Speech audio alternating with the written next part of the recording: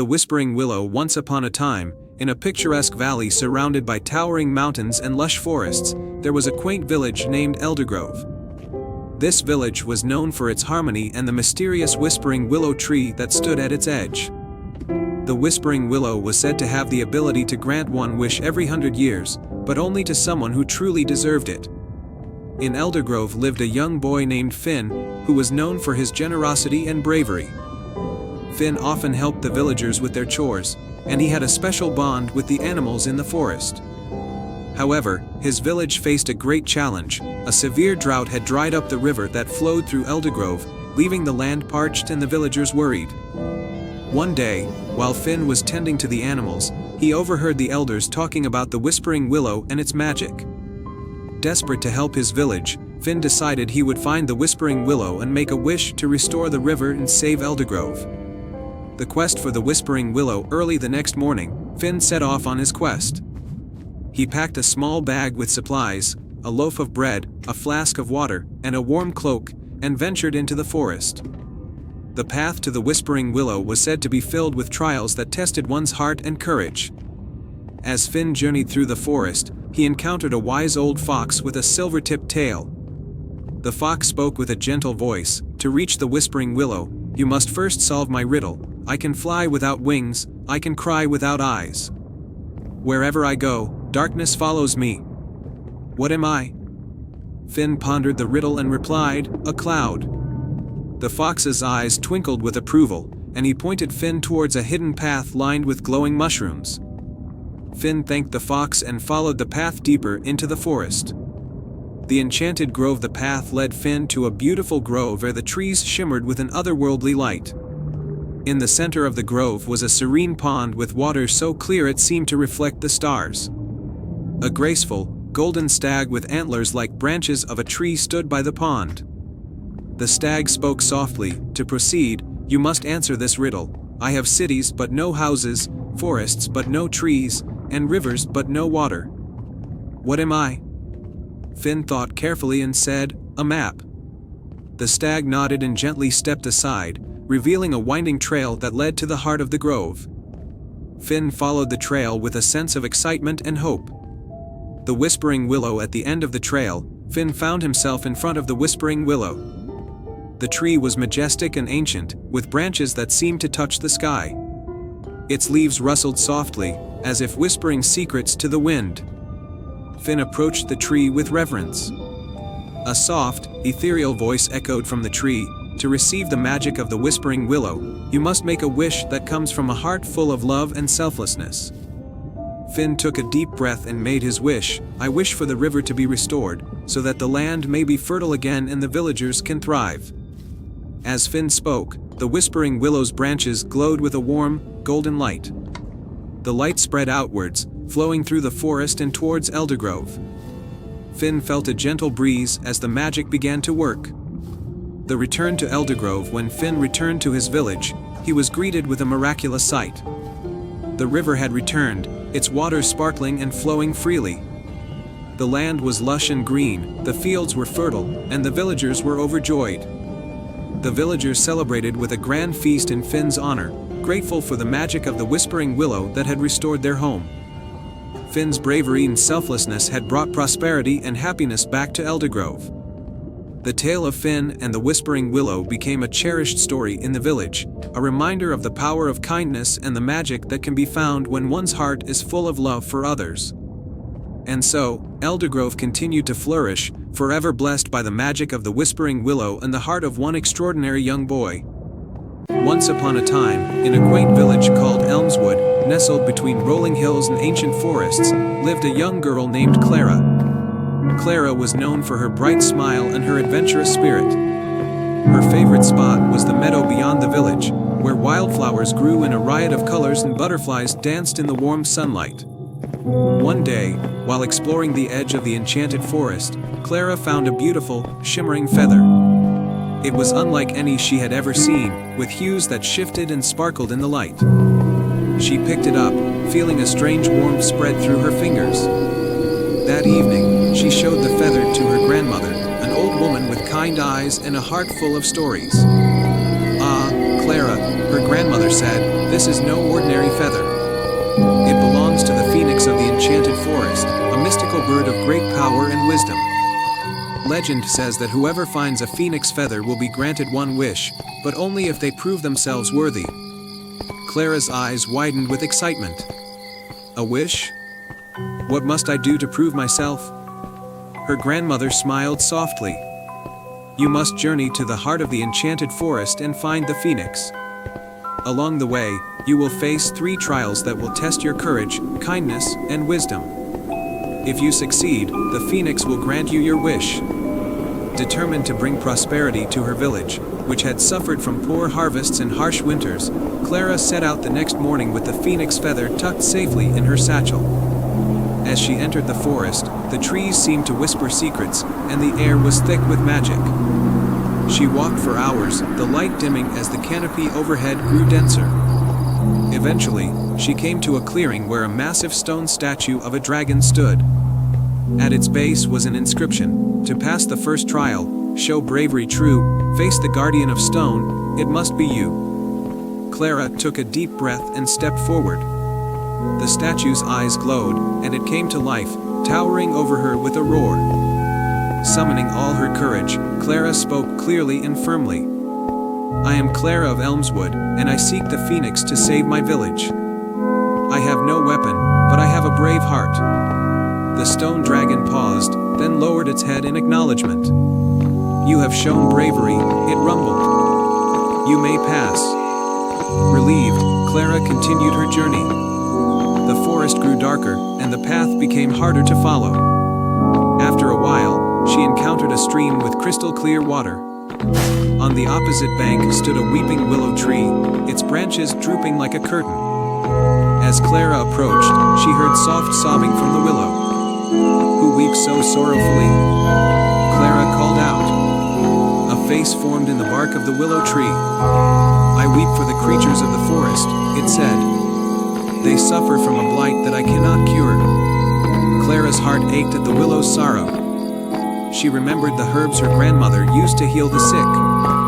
She found some nearby, crushed them into a paste, and gently applied it to the willow's roots. Slowly, the tree's leaves regained their green color, and the sobbing ceased. "Your kindness has healed me," the willow said. "You may pass." Clara smiled and thanked the willow before continuing on her way. The forest seemed to welcome her now, the path becoming easier to follow. Soon, she arrived at the base of a steep, rocky hill. At the top, she saw a cave entrance glowing with a golden light. As she climbed, she encountered an elderly man sitting on a rock, looking puzzled. "Good day, sir," Clara greeted him. "Why do you look troubled?" The old man sighed.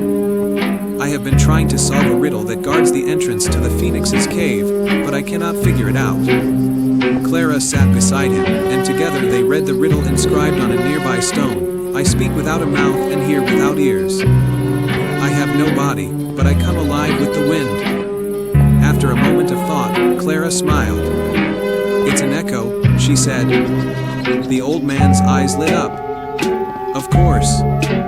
Thank you, young one." As they approached the cave entrance, the light grew brighter, and they heard a melodious voice say, "You have shown wisdom. Enter, Clara of Elmswood." Inside the cave, the golden light intensified until it revealed a magnificent phoenix, its feathers blazing with 1,000 colors. The bird looked at Clara with eyes full of ancient wisdom. "You have proven yourself worthy," the phoenix said. "What is your wish?" Clara knelt before the phoenix.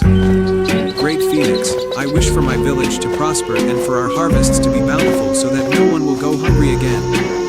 The phoenix nodded, a warm smile on its beak. "Your wish is noble and selfless. It shall be granted." With a flap of its mighty wings, the phoenix released a shower of golden sparks that filled the cave and enveloped Clara. When she opened her eyes, she found herself back at the edge of the forest, the phoenix feather still in her satchel, glowing faintly. As Clara returned to Elmswood, she saw that the village had already begun to change. The fields were lush and green, the river flowed clear and strong, and the villagers were healthy and happy. Her grandmother met her at the village gate, her eyes shining with pride. "You did it, Clara," she said. "You saved us all." From that day on, Elmswood flourished like never before. The villagers spoke of Clara's bravery, kindness, and wisdom, and her story was told for generations. And as for Clara, she continued to explore and seek out new adventures, her heart forever full of the magic of the enchanted forest. And so, the village lived happily ever after, forever grateful to the girl who dared to find the phoenix and bring its blessings to her home. Once upon a time, in the magical land of Alicia, there was a small village named Bramblebrook. This village was surrounded by dense forests, crystal-clear lakes, and meadows filled with wildflowers. The people of Bramblebrook lived simple, happy lives, but they had a secret longing. They wished to see the legendary silver unicorn, a mystical creature believed to bring good fortune and eternal peace. In Bramblebrook lived a young girl named Elara. Elara was kind-hearted and adventurous, with a curiosity that knew no bounds. Her grandmother, Esme, would often tell her tales of the silver unicorn and its magical powers. Elara dreamed of one day seeing the unicorn and bringing its blessings to her village. One fateful spring, a terrible drought struck Bramblebrook. The rivers dried up, crops withered, and the villagers grew desperate. Elara, seeing the suffering of her friends and family, decided it was time to find the silver unicorn. With a heart full of hope and determination, she set off into the unknown. Elara's journey led her into the heart of the enchanted forest, a place teeming with magic and mystery. As she walked through the forest, she encountered a wise old owl named Orion, perched on a low branch. Orion had seen many travelers come and go, but none with such pure intentions as Elara. "Why do you venture into the enchanted forest, young one?" Orion asked, his voice deep and resonant. "I seek the silver unicorn," Elara replied. "Our village is suffering from a terrible drought, and I hope to bring back its blessings." Orion nodded thoughtfully. "The path to the silver unicorn is perilous and full of challenges. You must possess courage, wisdom, and kindness to succeed. Take this feather," he said, plucking one of his own and handing it to her. "It will light your way in the darkest times."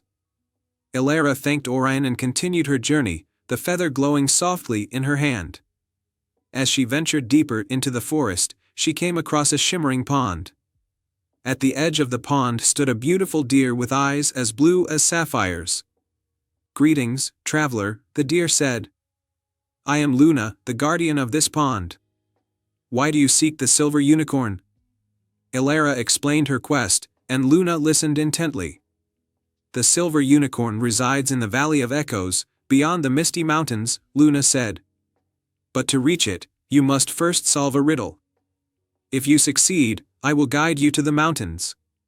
Elara agreed, and Luna recited the riddle. "I am not alive, but I grow. I don't have lungs, but I need air. I don't have a mouth, and I can drown. What am I?" Elara thought for a moment, then smiled. "You are fire," she answered confidently. Luna nodded in approval. "You are correct, Elara. Follow me, and I will lead you to the misty mountains." Luna led Elara through the forest, and they soon reached the base of the misty mountains. The peaks were hidden in swirling mists, and the air was chilly. Elara began her climb, using the owl's feather to light her path. The journey was arduous, and she faced many obstacles, but her determination never wavered. At last, Elara reached the Valley of Echoes, a serene place where every sound seemed to linger and repeat. In the center of the valley stood the silver unicorn, its coat glistening like moonlight and its eyes filled with ancient wisdom. The unicorn stepped forward, its hooves barely making a sound on the soft grass. "Why have you come, young Elara?" the unicorn asked, its voice as gentle as a breeze. "I seek your help, noble unicorn," Elara said, bowing respectfully. "My village is suffering from a drought, and I hope to bring back your blessings to save my people." The silver unicorn looked at her with kind eyes. "You have shown great courage and a pure heart. I will grant your wish, but first, you must complete one final task. You must find the heartstone hidden within this valley. It is a symbol of love and hope, and only those with true intentions can find it. Elara set off through the valley, her eyes scanning every nook and cranny. She walked for hours, but the Heartstone eluded her. Exhausted, she sat down and began to sing a lullaby her grandmother used to sing to her. As she sang, a soft glow appeared beneath a nearby tree. Elara approached and found the Heartstone, glowing with a gentle light. She returned to the silver unicorn and presented the Heartstone. "You have succeeded, Elara," the unicorn said. "Your pure heart and determination have proven your worth. I will grant your village the rain it needs." The unicorn raised its head and let out a melodious call. The skies darkened, and rain began to fall gently, soaking the earth. Elara felt a sense of relief and joy wash over her. "Thank you, noble unicorn," she said, tears of gratitude in her eyes. "Remember, Elara," the silver unicorn said, "true magic lies within the heart. Your love and courage have brought this blessing upon your village." Elara returned to Bramblebrook, where the rain had already begun to revive the land. The villagers rejoiced, and her parents embraced her, proud of their brave daughter. The story of Elara's journey spread far and wide, inspiring others to believe in the power of love, courage, and selflessness. And so, the village of Bramblebrook thrived once more, forever grateful to the girl who brought the blessings of the silver unicorn to their lives. The end.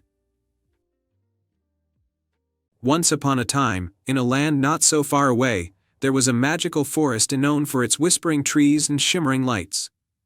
The enchanted forest was a place where dreams danced on moonbeams and every creature had a touch of magic in its heart.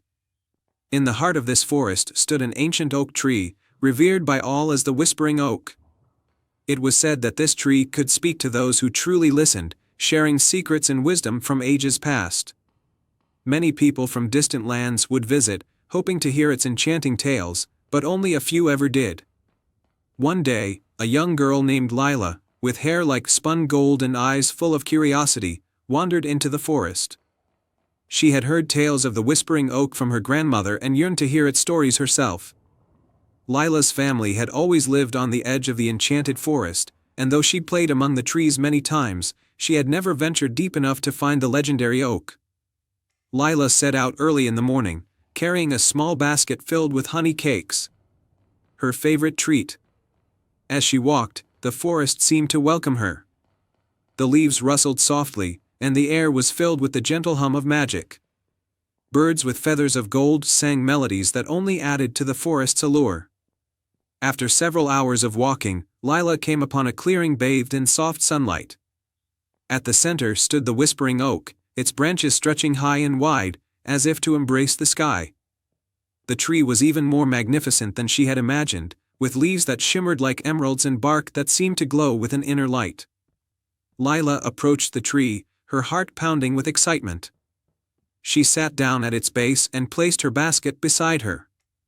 "Hello," she said softly, unsure if the tree could hear her. "I've come to listen to your stories." At first, there was silence. Lila waited, watching the light dance through the branches. Just as she was about to give up, a gentle voice, as soft as the breeze, spoke from the oak. "Welcome, dear child," it said. "Few have come with a heart as pure as yours. What tales would you hear?" Lila was taken aback but quickly regained her composure. "I would love to hear a story about bravery and kindness," she replied. The Whispering Oak rustled its leaves thoughtfully before beginning its tale. "Long ago, before the forest was as we see it now, there was a small village at the edge of a great mountain. The villagers lived in harmony, but their peace was shattered when a fearsome dragon, known as Draven, came down from the mountain and demanded tribute from the people." Lila listened intently as the tree continued. Draven was not just any dragon. He had scales as dark as night and eyes that could turn even the bravest heart to stone. The villagers were terrified, for no one could stand against him. But in their midst was a young woman named Elara. She was neither strong nor powerful, but she possessed a heart full of courage and kindness. One day, Elara decided to face Draven. She gathered her most precious belongings, a silver locket given by her mother and a bouquet of wildflowers, and set off for the dragon's lair. When she arrived, Draven loomed over her like a shadow. The villagers had thought she was foolish, but Elara knew that true bravery lay not in might but in the willingness to confront fear with compassion.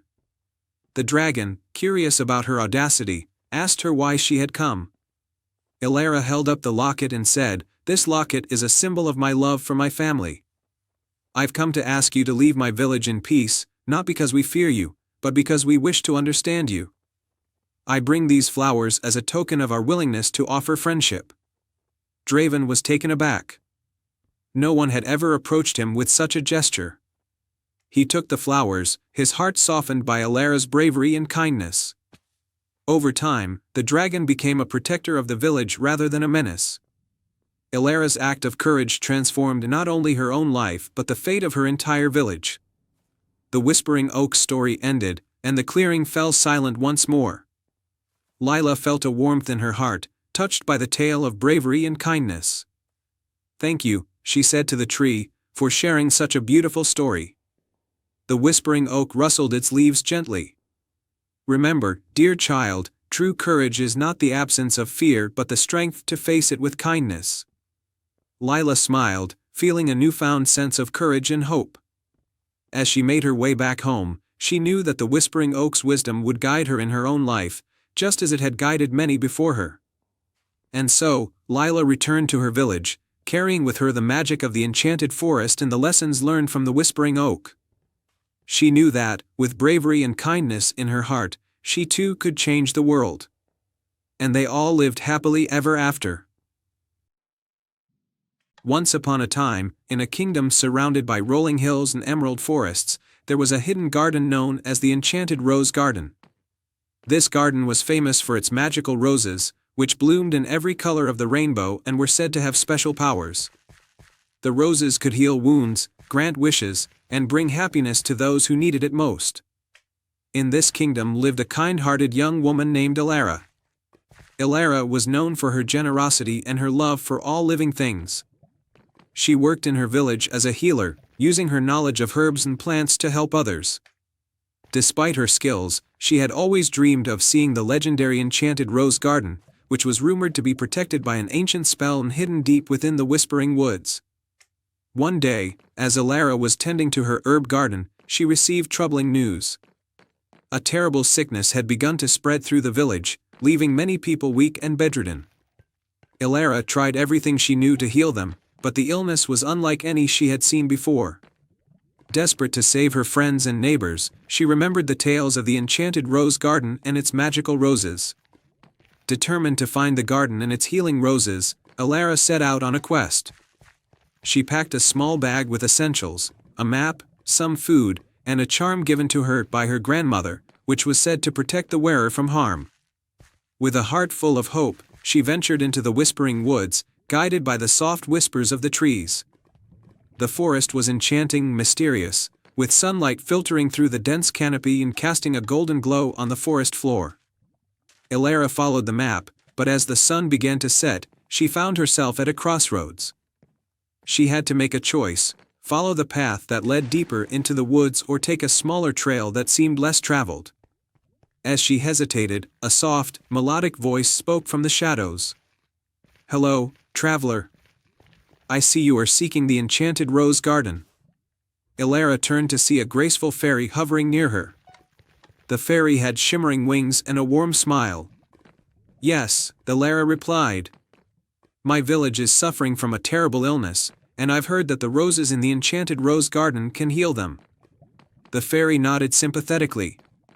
"I can help you find the garden, but first, you must prove yourself worthy.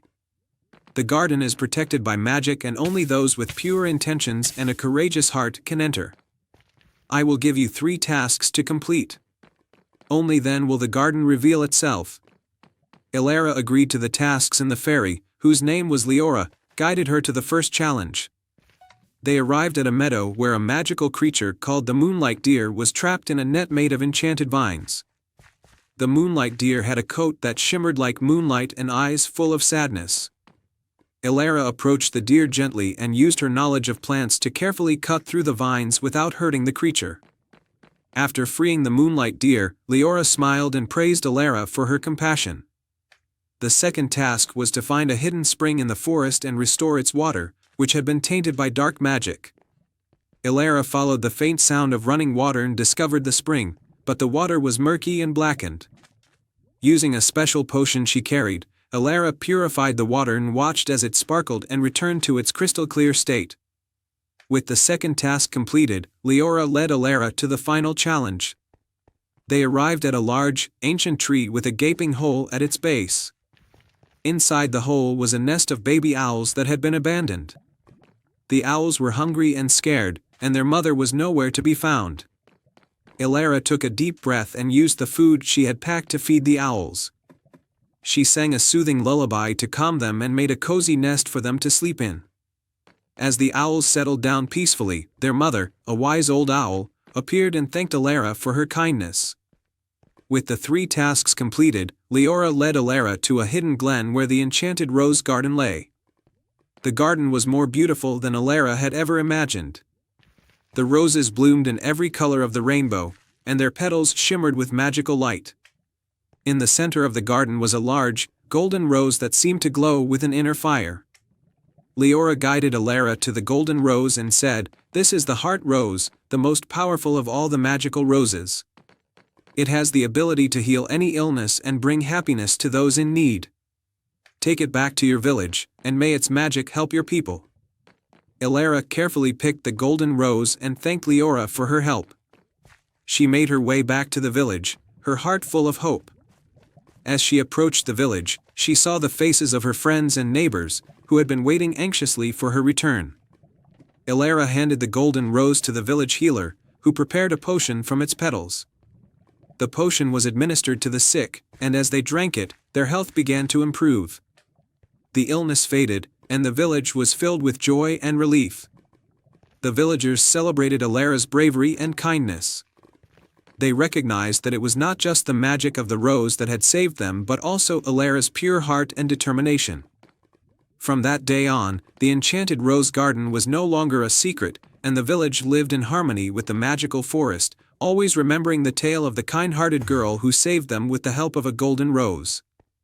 And so, the kingdom flourished, and Elara's name became a legend, a reminder that true magic lies in the goodness of the heart and the courage to help others.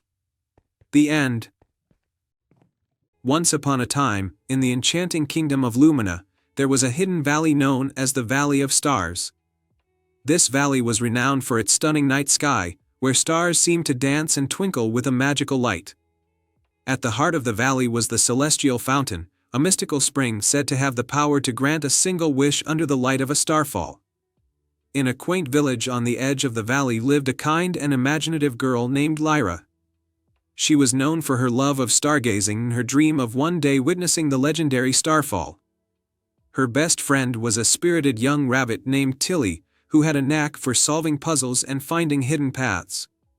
One crisp autumn evening, Lyra and Tilly noticed that the sky was clearer than usual and the stars seemed to shine more brightly. They decided that tonight might be the night of the starfall. With excitement in their hearts, they set off toward the Valley of Stars. As they entered the valley, they saw the celestial fountain shimmering under the starry sky. However, the path to the fountain was blocked by 3 magical gates, each with a unique puzzle that needed to be solved before they could reach the fountain. The first gate was the Gate of Shadows. It was adorned with intricate carvings of celestial creatures and had a riddle inscribed on it. "I can be cracked, made, told, and played. What am I?" Lyra and Tilly thought carefully about the riddle. Tilly's sharp eyes and quick thinking led them to the answer, a joke. As Lyra spoke the answer aloud, the gate creaked open, revealing the path to the next gate. The second gate was the Gate of Echoes. It was made of delicate, silver threads that seemed to hum with a gentle melody. To open the gate, they had to create a harmonious tune using the threads. Lyra used a small flute she carried, and Tilly used her paws to pluck the threads, creating a harmonious melody. The threads shimmered with the music, and the gate slowly opened, revealing the path to the final gate. The last gate was the Gate of Stars. It was a beautiful gate with tiny, glowing stars embedded in its surface. To open it, They needed to align the stars in a specific pattern that matched the constellations of the night sky. Lyra and Tilly carefully studied the constellations and worked together to align the stars on the gate. As they completed the pattern, the gate glowed brightly and swung open, allowing them to approach the celestial fountain. The celestial fountain sparkled with an otherworldly light, and as the first stars began to fall from the sky, Lyra and Tilly knew the starfall had begun. The fountain's water glistened with the colors of the starfall, creating a mesmerizing display. Lyra took a deep breath and made her wish, her heart filled with hope and gratitude. I wish for the beauty and magic of the Valley of Stars to always be preserved, so that others may experience its wonder. The celestial fountain's water sparkled even more brightly, and a gentle breeze carried Lyra's wish throughout the valley. The stars above seemed to shine even more brightly, and the valley was bathed in a soft, enchanting glow. Lyra and Tilly returned to their village, their hearts full of joy and wonder. The story of their adventure and the magic of the starfall became a cherished tale in Lumina, reminding everyone of the beauty and magic that existed in their world. And so, the Valley of Stars continued to be a place of wonder and enchantment, where dreams and wishes were intertwined with the magic of the night sky. The end. Once upon a time, in a kingdom nestled between rolling hills and shimmering lakes, there was a quaint little village called Serendipia. The village was known for its vibrant gardens, its cheerful festivals, and most notably, for its magnificent star-shaped fountain that stood in the village square. This fountain was said to hold a magic star, known as the Star of Serendipity, that granted a single wish to anyone with a truly pure heart. The fountain was lovingly cared for by a kind-hearted young girl named Mira. Mira had always been fascinated by the star and the stories surrounding it. Her parents had told her that the star had once been a gift from the heavens, given to the village to bring joy and luck. One bright summer day, as the village prepared for its annual festival, a shadow fell over the land. A fierce, dark cloud covered the sky, blocking out the sun and casting an eerie gloom over Serendipia. The villagers were worried, as the darkness seemed to sap their energy and joy. Even the Star of Serendipity appeared to be dimmed by the shadow. Mira decided that she had to do something. She believed that the magic of the star could help lift the darkness if only she could restore its light. With a heart full of determination, Mira set out on a quest to find out why the star had lost its glow. She ventured into the nearby enchanted forest, where she met a wise old owl named Orin. Orin had lived in the forest for many years and knew much about its secrets. "Wise Orin," Mira asked, "do you know why the Star of Serendipity has lost its light?" Orin hooted thoughtfully. "The star's light may be fading due to a disturbance in the balance of magic. There is an ancient prophecy that speaks of a hidden crystal, the Heart of Light, which can restore the star's brilliance. The crystal is hidden deep within the Forest of Whispers, guarded by magical creatures. You must find it to bring back the light." Thanking Orin, Mira continued her journey into the Forest of Whispers. The forest was filled with mystical creatures and shimmering lights, but it was also filled with trickery and illusions. Mira's path was not straightforward, and she had to navigate through a maze of enchanted vines and shifting shadows. Along the way, Mira encountered a mischievous sprite named Faye who tried to lead her astray with illusions and riddles. However, Mira's pure heart and determination allowed her to see through the tricks and stay true to her path. Faye, impressed by Mira's resolve, decided to help her. "There's a hidden glade deep in the forest where the Heart of Light is kept," Faye said. "I will guide you there, but you must promise to use the crystal's power wisely." Mira agreed, and with Faye's help, she reached the hidden glade. In the center of the glade was a large, ancient tree with a hollow at its base.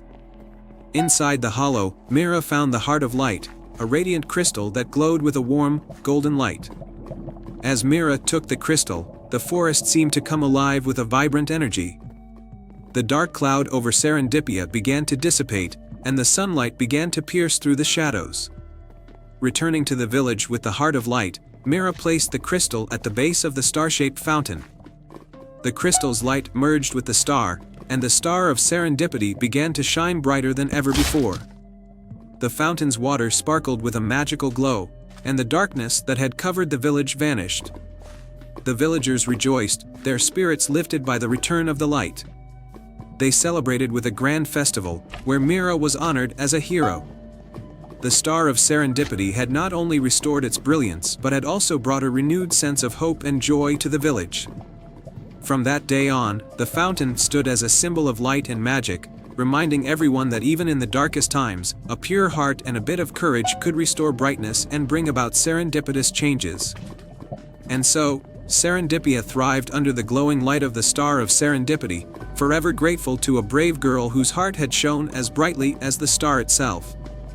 The end.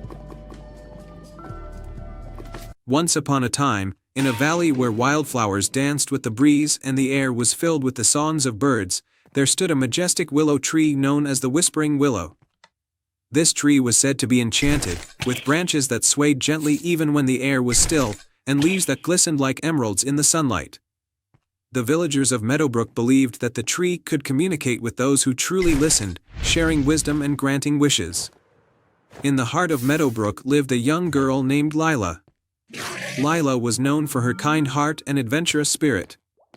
She spent her days helping her neighbors and exploring the lush countryside, always dreaming of discovering something magical. One summer evening, as the golden sun dipped below the horizon, Lila visited the Whispering Willow. She had heard stories of its magic since she was a child but had never dared to approach it alone. This evening, however, she felt a deep longing to know if the legends were true. As Lila approached the willow, she noticed that its branches seemed to beckon her closer. The leaves rustled softly, and a gentle voice, like a breeze through the branches, whispered, "Welcome, Lila. You seek something beyond the ordinary. What is it that you wish to know?" With a mixture of excitement and nervousness, Lila replied, "I want to bring happiness to my village, which has been troubled by a long drought. The fields are dry, and the river has shrunk to a mere trickle. I wish to restore the land's prosperity." The Whispering Willow's leaves shimmered with a soft, green glow. "To fulfill your wish, you must embark on a journey to find the 3 hidden treasures of the elements. Each treasure will test your courage, wisdom, and kindness." Lila's heart swelled with determination. "I will do whatever it takes." The willow's branches swayed, and a path emerged from the base of the tree, leading Lila into the forest. The first task was to find the Crystal of Courage, hidden in a cave guarded by a fierce dragon. The cave was deep and dark, and Lila's heart raced as she ventured inside. When she finally came face to face with the dragon, she discovered that it was not fearsome but sad. Its scales were dull, and its eyes were filled with sorrow. Lila approached the dragon and spoke gently, "Why are you so sad?" The dragon explained that it had lost its fiery breath due to a magical curse. Without its fire, it could no longer guard the cave properly. Lila offered to help and, using the warmth of her heart and a spark from her lantern, she rekindled the dragon's fire. Grateful and now filled with joy, the dragon gave Lila the Crystal of Courage, which sparkled with a vibrant, fiery glow. The second task led Lila to a tranquil lake where she needed to find the Pearl of Wisdom. The pearl was hidden under the water, guarded by a wise old turtle who spoke in riddles. To find the pearl, Lila had to solve the turtle's riddles, which challenged her intellect and patience. With each riddle she solved, the turtle's approval grew. Finally, Lila solved the last riddle and retrieved the Pearl of Wisdom from the lake bed. The pearl shone with a calm, serene light that filled Lila with a sense of inner peace. The final task took Lila to the highest peak of the mountain range, where she needed to find the Leaf of Kindness. The leaf was said to bloom only in the presence of true compassion. As Lila climbed the steep, icy paths, she encountered travelers who were lost and in need of help. Despite her own fatigue, Lila assisted the travelers, guiding them to safety and offering them warm food. Her acts of kindness warmed the cold mountain air, and as she reached the summit, she found the Leaf of Kindness glowing brightly among the frost-covered plants. With all 3 treasures in hand, Lila returned to the Whispering Willow. The tree's branches danced with excitement as she presented the Crystal of Courage, the Pearl of Wisdom, and the Leaf of Kindness. The willow absorbed their magic, and a powerful energy began to flow through the land. The drought began to lift, and rain clouds gathered over Meadowbrook. The fields were soon lush and green, and the river flowed freely once more. The villagers rejoiced, celebrating the return of prosperity and the magic that Lila had restored. Lila's bravery, wisdom, and kindness became legendary in Meadowbrook, and the Whispering Willow continued to watch over the village, sharing its wisdom with those who listened. And so, Meadowbrook thrived under the care of the Whispering Willow, and Lila's story was told for generations as a reminder of the magic that exists within a pure heart and the power of selfless acts. Once upon a time, in the heart of a misty forest, there was a quaint village named Luminera. The village was known for its vibrant gardens and shimmering streams, but it had one unique treasure, a magical lantern that was said to light the way for anyone who was lost or in need. The lantern was housed in the village's oldest cottage, which belonged to an elderly woman named Grandma Esme. She was known throughout the land for her kindness and wisdom. The lantern was a family heirloom, passed down through generations, and its soft, golden glow was believed to have the power to reveal hidden truths and guide people through their darkest hours. One day, the village was visited by a young prince named Leo from the neighboring kingdom of Eldoria. He had heard tales of the enchanted lantern and was intrigued by its magic. The prince was on a quest to find a rare and precious flower known as the moon blossom, which only bloomed once every 100 years under the light of the full moon. The moon blossom had the power to cure his kingdom's ailing land. Grandma Esme welcomed Prince Leo warmly and listened to his tale. "The moon blossom is indeed a rare flower," she said, "and its blooming is a sight to behold. However, finding it requires more than just luck. It requires a heart that is pure and intentions that are true." The prince, determined to help his kingdom, asked Grandma Esme if she would lend him the enchanted lantern to aid in his quest. She agreed, but only if Leo promised to return it once his mission was complete, for the lantern held great significance to her family. With the lantern in hand, Prince Leo set out into the forest under the light of the full moon. The lantern's warm glow guided his path through the tangled woods and winding streams. As he ventured deeper, he encountered various challenges: swift rivers, steep cliffs, and dense thickets. Yet, the lantern's light always found a way to show him the safest path forward. During his journey, Leo came across a small, mysterious creature, a talking fox named Finn. Finn had a coat of shimmering silver and eyes that sparkled with curiosity. "Why are you traveling so far into the forest?" Finn asked. "I am searching for the moon blossom," Prince Leo explained. "It is said to bloom only under the full moon, and I need it to save my kingdom." Finn's eyes widened with understanding. "I know where the moon blossom blooms, but it's a dangerous path. The lantern's light will help you, but you must also have a brave heart and a clear mind." Grateful for Finn's help, Leo followed him through the forest. The two of them faced many trials, from crossing rickety bridges to outsmarting mischievous sprites. With the lantern's guidance and Finn's assistance, they finally reached a secluded glade bathed in moonlight. In the center of the glade was a majestic flower, the moon blossom. Its petals glowed with an ethereal light, and its fragrance filled the air with a sense of peace and hope. Prince Leo carefully collected the moon blossom and thanked Finn for his guidance. As he turned to leave, he noticed that the lantern's light was growing dim. The enchantment that had guided him was fading, and the path back seemed uncertain. Leo realized that he needed to return the lantern to Grandma Esme, as promised. With the moon blossom secured, Leo made his way back to the village. The journey was still challenging, but the memories of his adventure and his commitment to his kingdom's welfare kept him steady. Upon returning the lantern to Grandma Esme, he presented her with the moon blossom.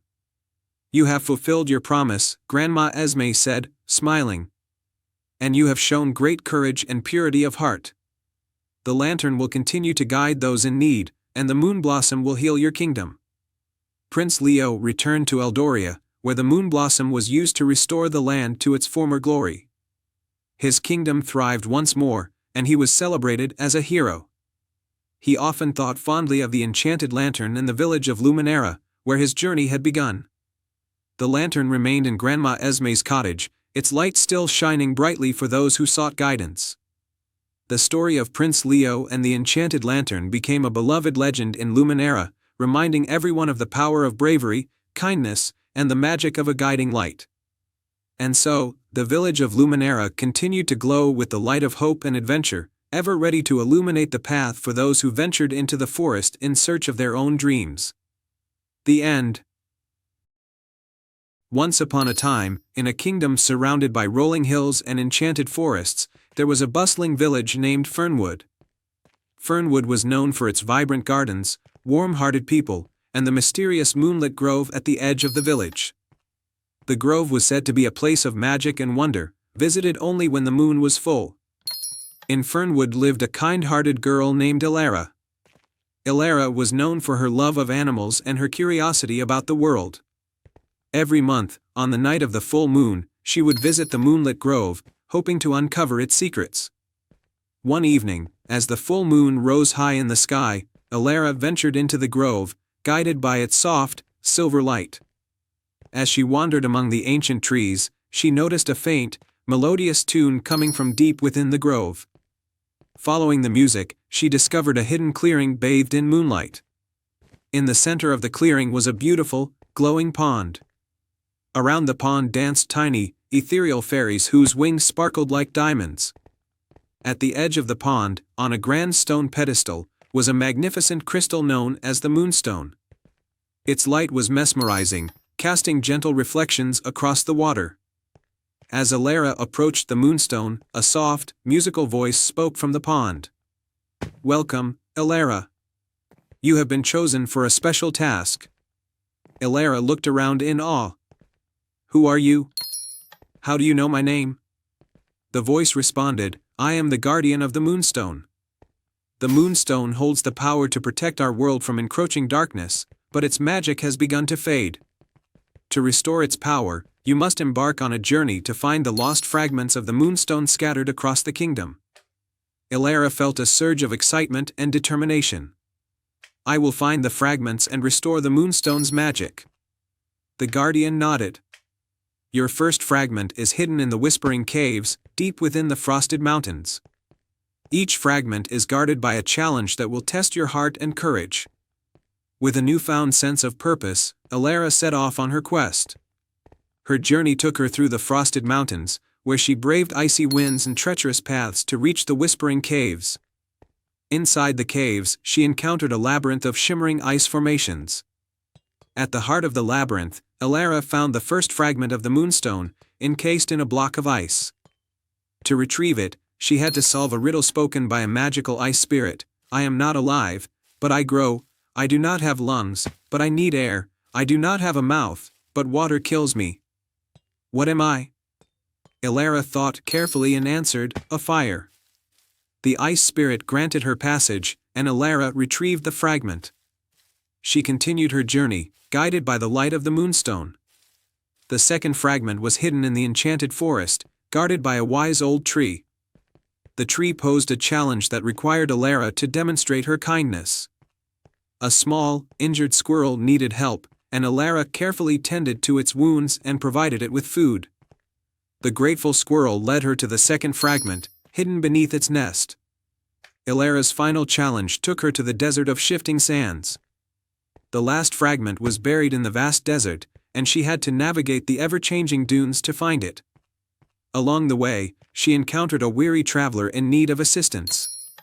Ilara shared her provisions and guided the traveler to safety, earning the traveler's gratitude and the final fragment. With all three fragments in hand, Ilara returned to the moonlit grove. The fairies greeted her with joy, and she placed the fragments around the Moonstone. As the fragments were set in place, the Moonstone's light grew brighter and more vibrant, filling the grove with a warm, protective glow. The guardian of the Moonstone appeared and thanked Ilara. "You have restored the Moonstone's power and saved our world from darkness. Your bravery and kindness have proven your worth." Ilara smiled, feeling a deep sense of fulfillment. The Moonstone's magic continued to shine brightly, protecting Fernwood and its surrounding lands. Ilara returned to her village as a hero, and her tale of adventure and bravery became a cherished story in Fernwood. The moonlit grove remained a place of wonder and magic, and Ilara's kindness and courage continued to inspire all who heard her story. And so, the kingdom flourished under the protection of the Moonstone, and Alara's heart remained full of adventure and joy. And they all lived happily ever after. Once upon a time, in a kingdom called Eldoria, there was a small village named Briarwood. Nestled between dense forests and towering mountains, Briarwood was a peaceful place where people lived in harmony with nature. But despite its beauty, the village was plagued by a mysterious curse. Every full moon, the village's water sources would dry up, and the people would suffer from thirst until the moon waned. In this village lived a young boy named Tomas. Tomas was known for his curiosity and adventurous spirit. He lived with his grandmother, Eliza, who often told him stories of the ancient times when the village thrived without any curses. One night, as they sat by the fire, Eliza told Tomas about the Crystal Lake, a magical body of water hidden deep within the forbidden forest. The lake was said to have the power to break any curse and restore life to the land. The path to the Crystal Lake is dangerous, Eliza warned.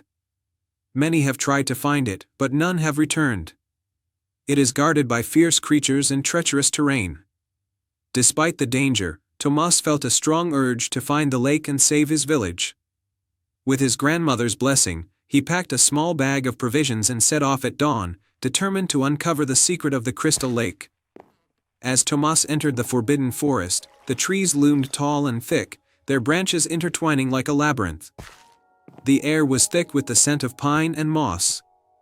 As he ventured deeper, he encountered a fox with fur as red as fire. The fox sat in his path, watching him with intelligent eyes. "Where are you going, young one?" the fox asked. "I seek the Crystal Lake to save my village from a terrible curse," Tomas replied. The fox tilted its head.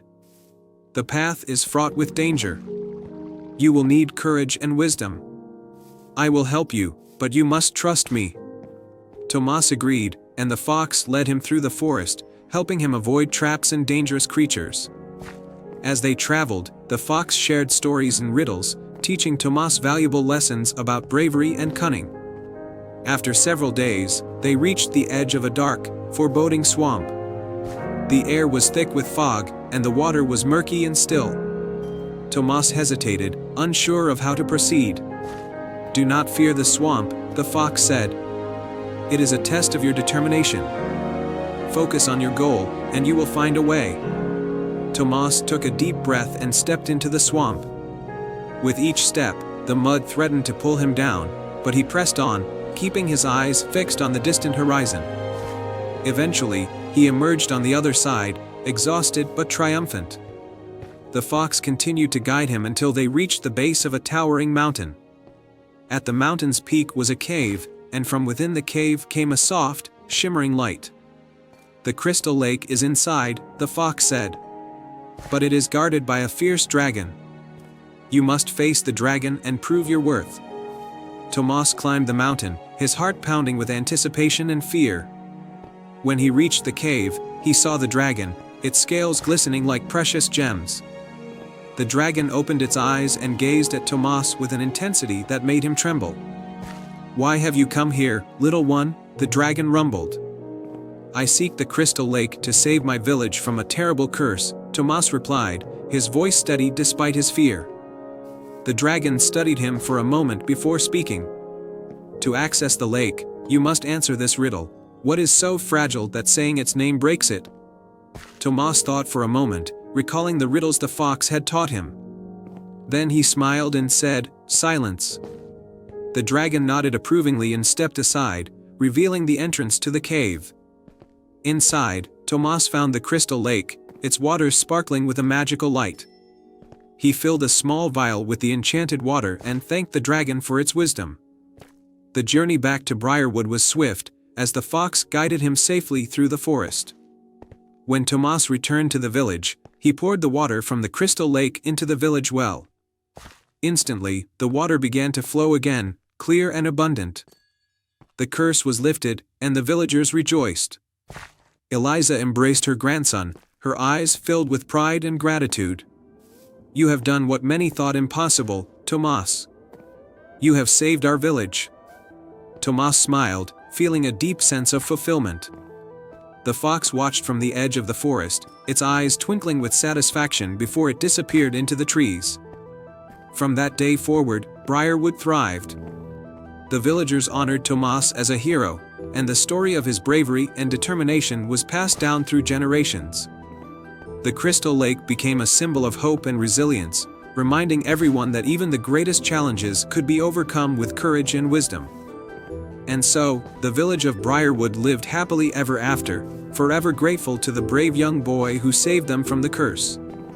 The end. Once upon a time, in the magical kingdom of Alicia, there was a village named Starfall, nestled in a valley where the stars seemed to fall from the sky every night. The village was surrounded by lush forests and crystal-clear lakes, and the people lived in harmony with nature and each other. The stars were believed to be the tears of Celestia, the star goddess, who watched over the land from her celestial palace. Among the villagers was a young boy named Leo, known for his boundless curiosity and adventurous spirit. Leo loved exploring the forests and lakes, and he often dreamt of visiting Celestia's palace. His grandmother, a wise woman named Aria, told him stories of the Starlit Key, a magical artifact that could unlock the gates to the celestial palace. According to legend, the key was hidden in the heart of the enchanted woods, guarded by ancient beings and protected by powerful enchantments. One fateful night, a strange darkness fell over Starfall. The stars stopped falling, and the villagers grew anxious, fearing that Celestia had turned her back on them. Desperate to restore the starry blessings, Leo decided to seek the Starlit Key and venture to Celestia's palace to find out what had happened. With his grandmother's blessing and a small satchel of provisions, Leo set out at dawn. He followed the ancient path that led to the enchanted woods, determined to find the key and save his village. As he entered the woods, the trees whispered secrets of the past, and the air was filled with a sense of magic and mystery. Leo's first challenge came when he encountered a shimmering, golden gate guarded by a majestic griffin. The griffin's eyes sparkled like diamonds as it spoke. To pass this gate, you must solve the riddle of the stars. What shines brightest in the darkest hour? Leo thought for a moment, recalling his grandmother's stories. Hope, he answered confidently. The griffin nodded in approval, and the gate swung open, allowing Leo to continue his journey. As Leo ventured deeper into the woods, he came upon a tranquil, moonlit glade where a beautiful unicorn was trapped in a web of thorny vines. The unicorn's eyes pleaded for help. Leo approached carefully and used his knife to cut the vines, freeing the unicorn. In gratitude, the unicorn gifted Leo a single, silver strand from its mane, saying, "This will guide you when you're lost." The next challenge came at a shimmering lake guarded by a wise old owl named Orion. Orion perched on a branch and hooted, "To cross the lake, you must answer my question. What is more precious than gold but cannot be bought or sold?" Leo smiled, remembering his grandmother's teachings. "Friendship," he replied. Orion flapped his wings in approval, and a path of glowing lily pads appeared, allowing Leo to cross the lake safely. Finally, Leo reached a towering, ancient tree at the heart of the enchanted woods. At its base was a small, intricately carved chest, guarded by a shadowy figure. The figure spoke in a voice like the rustling leaves, "To claim the Starlit Key, you must prove your heart's purity. Place your hand on the chest and let it read your soul." Leo placed his hand on the chest, and it glowed with a soft, golden light. The shadowy figure nodded and vanished, leaving the chest unlocked. Inside, Leo found the Starlit Key, a beautiful, star-shaped artifact that shimmered with celestial light. With the key in hand, Leo made his way back to Starfall. As he approached the village, the stars began to reappear in the sky, and the villagers gathered to welcome him home. His grandmother, tears of joy in her eyes, embraced him tightly. "You've done it, Leo," Aria said. "Now you must visit Celestia's palace and discover why the stars stopped falling." That night, Leo used the Starlit Key to unlock a hidden portal at the top of the highest hill in Starfall. The portal glowed with an ethereal light, and Leo stepped through, finding himself in the Celestial Palace, a place of breathtaking beauty and wonder.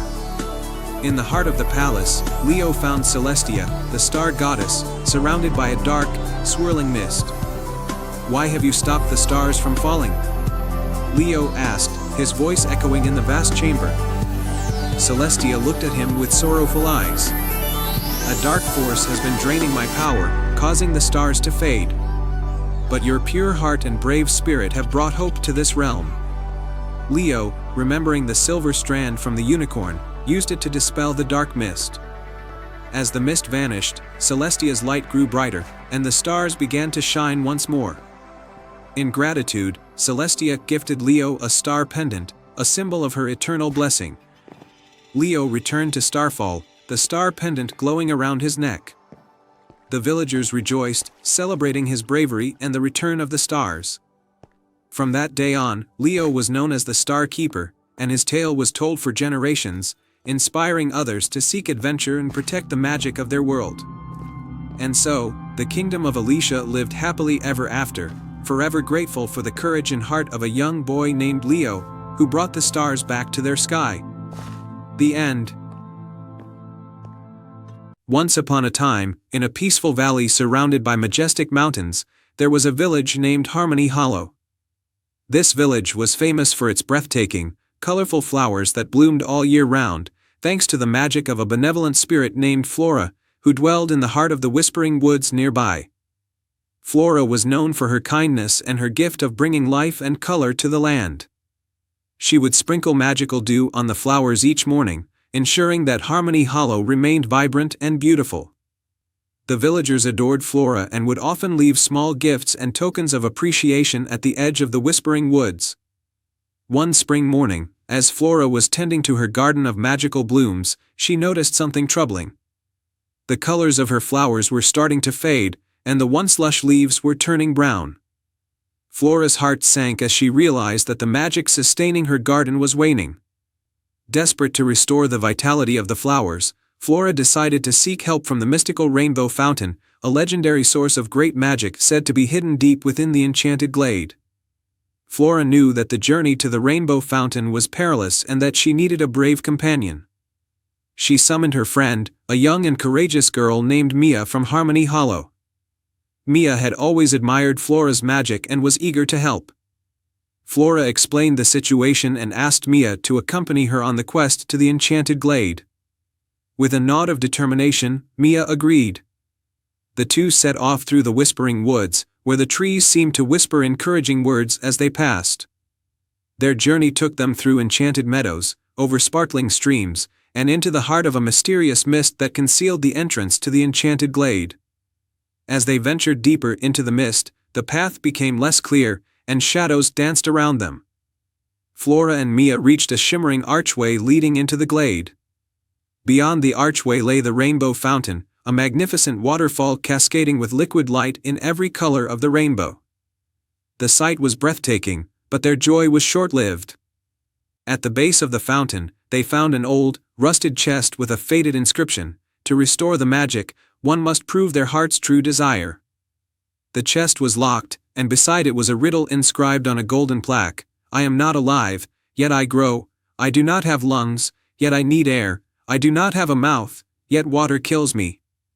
What am I?" Mia pondered the riddle carefully. Flora, sensing Mia's deep focus, encouraged her. After a moment, Mia's eyes lit up with understanding. "A fire," she answered confidently.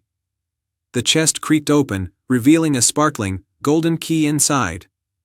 Flora took the key and unlocked a hidden compartment in the Rainbow Fountain. The compartment contained a small, radiant vial filled with shimmering liquid. "This is the essence of eternal bloom," Flora explained. "It will restore the magic of the Whispering Woods." With the vial in hand, Flora and Mia made their way back to Harmony Hollow. Flora carefully sprinkled the essence of eternal bloom over the fading flowers and plants in her garden. As the liquid touched the leaves and petals, they began to regain their vibrant colors, and the garden once again flourished with an array of dazzling hues. The villagers of Harmony Hollow were overjoyed to see their beloved garden revived. They celebrated Flora and Mia with a grand feast and heartfelt gratitude. Flora thanked Mia for her bravery and determination, and the two friends shared a moment of happiness as they looked upon the beautiful garden that had been saved. From that day on, Flora's magic continued to bring life and color to Harmony Hollow, and Mia's bravery became a cherished tale in the village. The enchanted glade and the rainbow fountain remained a symbol of hope and renewal, and the bond between Flora and Mia became a lasting friendship that was remembered for generations to come. And so, Harmony Hollow thrived in the glow of its renewed beauty, and Flora and Mia lived happily, knowing that true friendship and courage could overcome any challenge. And they all lived happily ever after. In a kingdom hidden between misty mountains and whispering forests, there was a magical garden known only to a few. This garden, called Veridonia, was said to be the most beautiful and mysterious place in all the lands, where flowers sang and trees told tales of old. One day, a young girl named Elara stumbled upon a hidden path while wandering through the forest. She was a kind-hearted girl with a curious spirit, always dreaming of adventures beyond her small village. This path was unlike any she had seen before. It was lined with golden stones that glowed softly in the twilight. As she followed the path, Elara felt a sense of wonder and excitement. The path led her to a grand archway adorned with sparkling vines. With a deep breath, she stepped through the archway and into the enchanted garden of Veridonia. Elara's eyes widened in awe. The garden was a mosaic of colors and scents she had never experienced. Trees with silver leaves swayed gently in a breeze that seemed to sing. Flowers of every hue, from brilliant blues to deep purples, opened their petals and hummed melodious tunes. In the heart of the garden stood a magnificent tree with a trunk that shimmered like stardust. Hanging from its branches were glowing orbs of light that floated gently above the ground. Elara approached the tree and noticed a small, golden key nestled among the roots. Beside the key, a scroll lay partially hidden. Unrolling the scroll, Elara read the ancient writing, **, to find the heart of the garden, seek the crystal pond where dreams awaken. Use this key to unlock the door to the secret chamber, where the greatest treasure of all lies.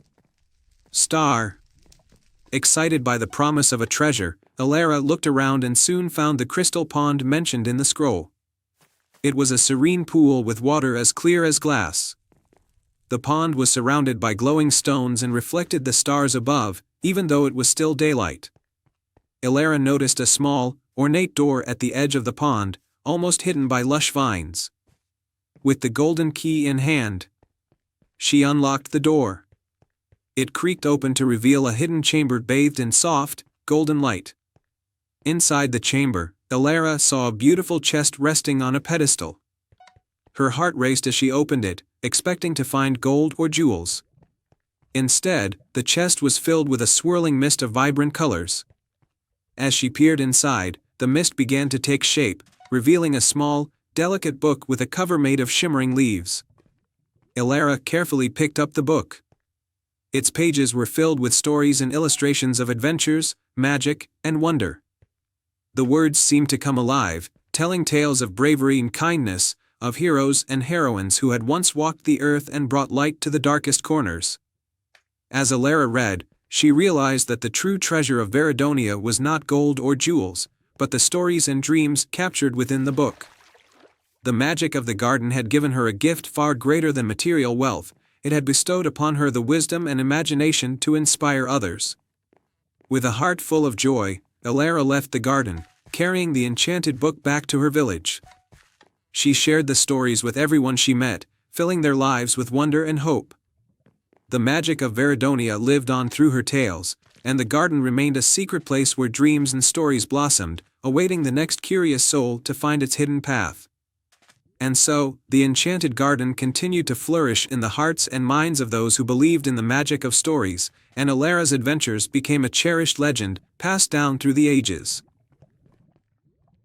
Once upon a time, in the heart of a lush, emerald forest, there was a hidden village called Eldoria.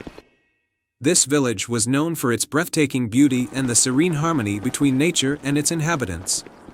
The villagers lived in harmony with the magical creatures of the forest, and they celebrated the natural world through enchanting melodies that filled the air. In Eldoria, there lived a young girl named Elara who had a remarkable gift. She could sing to the forest. Her voice had the power to make flowers bloom, calm wild animals, and even influence the weather. However, Elara's greatest dream was to find the legendary enchanted melody, A mystical song said to grant a single wish to whoever sang it with a pure heart. One golden afternoon, as Alara was wandering through the forest, she stumbled upon an ancient oak tree with a door carved into its trunk. Intrigued, she pushed the door open and stepped inside. The interior of the tree was a magical library filled with glowing scrolls and dusty tomes. At the center of the library was a wise old owl named Orin, who was the guardian of the tree. Orin looked at Alara with knowing eyes and spoke in a soft, rhythmic voice. "Welcome, Alara. I have been expecting you. You seek the enchanted melody, do you not?" Alara nodded eagerly. "Yes, I do. I want to find the enchanted melody to make a wish that will help my village." Orin fluffed his feathers and said, "To find the enchanted melody, you must complete 3 trials. Each trial will test your courage, kindness, and wisdom." With a deep breath, Alara accepted the challenge. The first trial led her to the Whispering Brook, where the waters were known to carry secrets of the forest. The brook was guarded by a mischievous sprite named Pippin who loved riddles. To pass this trial, Pippin declared, "You must answer my riddle correctly. Here it is, I speak without a mouth, I hear without ears, I have nobody, but I come alive with the wind. What am I? Alara thought carefully and then answered confidently. An echo. Pippin clapped with delight and allowed Alara to cross the brook. As she continued her journey, she reached the second trial, a dense, shadowy grove where the trees were enchanted to move and whisper. The grove was inhabited by the Gloom Bats, who had the ability to cast illusions. To pass this trial, Alara had to find the path through the grove by following the light of a single, glowing firefly. She walked carefully, guided by the faint light and her own inner courage. The bats, seeing her determination, parted the illusions and allowed her to proceed. The final trial took Alara to the top of a misty hill, where she found a majestic, ancient dragon named Draken. Draken's scales sparkled like stars, and his eyes were wise and kind. To pass this trial, Alara had to sing a song from her heart that expressed her true wishes for her village. Alara took a deep breath and sang a heartfelt melody that spoke of hope, unity, and the well-being of her people. As she sang, the dragon's eyes softened, and he nodded in approval. "You have passed all 3 trials," Draken said. "The enchanted melody is yours to find." With Draken's guidance, Alara discovered a hidden chamber beneath the dragon's lair. Inside the chamber was a silver harp that shimmered with moonlight. The harp strings were infused with the magic of the forest, and it played the enchanted melody when touched. Alara gently strummed the harp, and the enchanted melody filled the air with its ethereal tune. As the melody played, the forest seemed to come alive with magic. Flowers bloomed in vibrant colors, and the sky sparkled with stars. Alara made her wish with a pure heart, wishing for her village to thrive and for peace and harmony to reign throughout the land. The magic of the melody spread throughout Eldoria, bringing prosperity and joy to the village. When Alara returned to Eldoria, she was greeted with celebration and gratitude. The villagers rejoiced in the newfound harmony and abundance, and Alara's name became synonymous with hope and magic. And so, the enchanted melody lived on in the hearts of the villagers, a reminder of the power of kindness, courage, and the magic that resides within us all. Once upon a time, in a land where magic and wonder were as common as the stars in the sky, there was a small village nestled between rolling hills and a shimmering lake. The villagers lived simple, joyful lives, but they had one great wish: they wanted to reach the stars. In this village lived a curious and inventive young girl named Alara. She loved looking up at the night sky, dreaming of what it would be like to touch the stars. Every evening, she would sit by her window, gazing at the twinkling lights, wishing she could find a way to bring a star down to earth. One day, while exploring the edge of the forest near the village, Alara stumbled upon an old, dusty lantern half buried in the ground.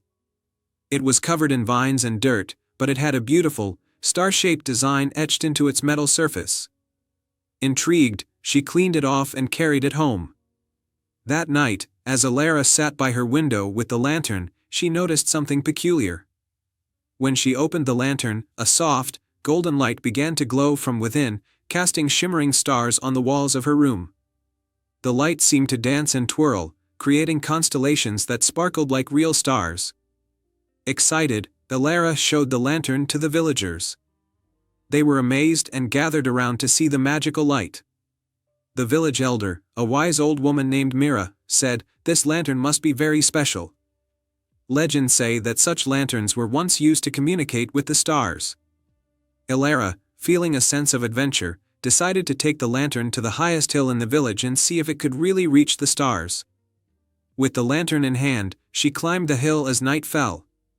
The stars began to shine brightly, and the lantern's light grew stronger.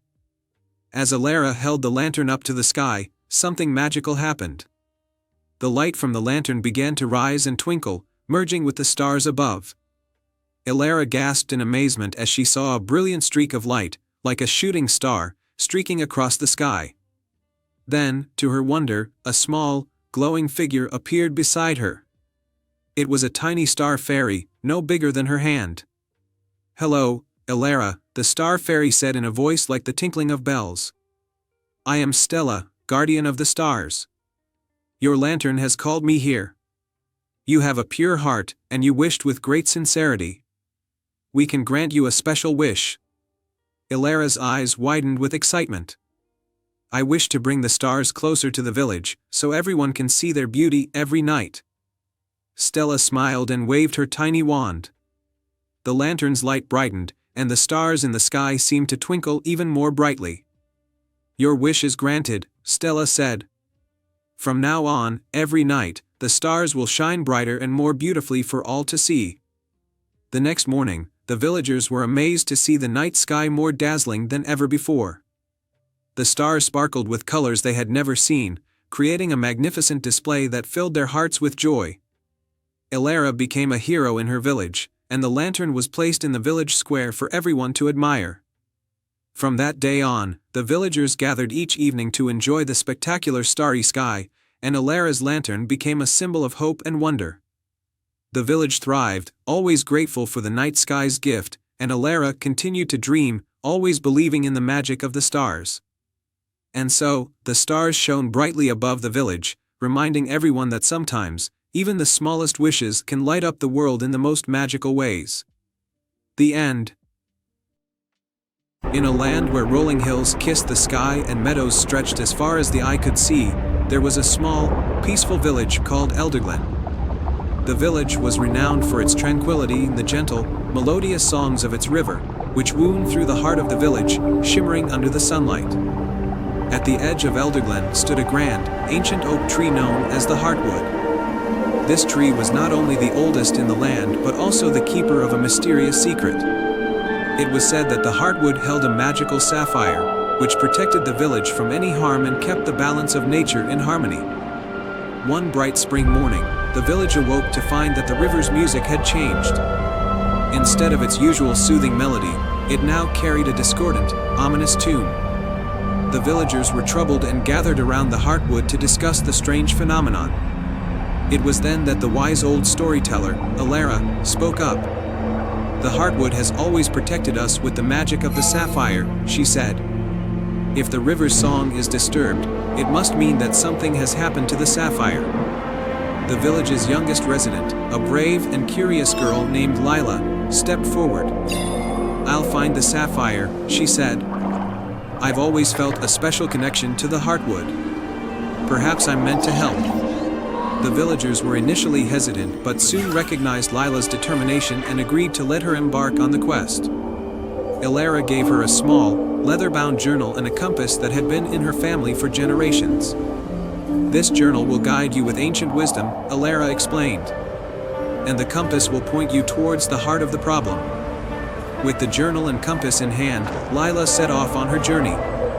She ventured deep into the forest, where the trees were dense and shadows danced in the dappled light. The compass needle swung erratically, guiding her towards an ancient, forgotten pathway. After a day of travel, Lila reached a hidden glen where the trees grew in an unusual formation, a perfect circle around a solitary, majestic waterfall cascading into a crystal-clear pool. In the center of the pool was a small island with an intricately carved stone pedestal. Upon the pedestal rested a large, brilliant sapphire that glowed with a mesmerizing light. Lila approached the pedestal cautiously and noticed a series of runes inscribed around the base.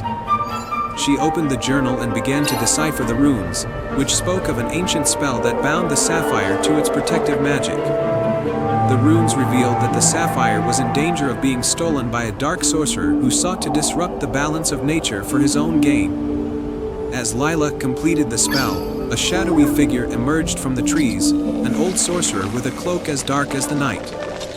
His eyes gleamed with malicious intent. "The sapphire belongs to me," he hissed. "It will serve my power, not your village's peace." Determined to protect her home, Lila stood her ground. "The sapphire's magic belongs to nature and to those who honor it," she declared. "It will not be used for evil."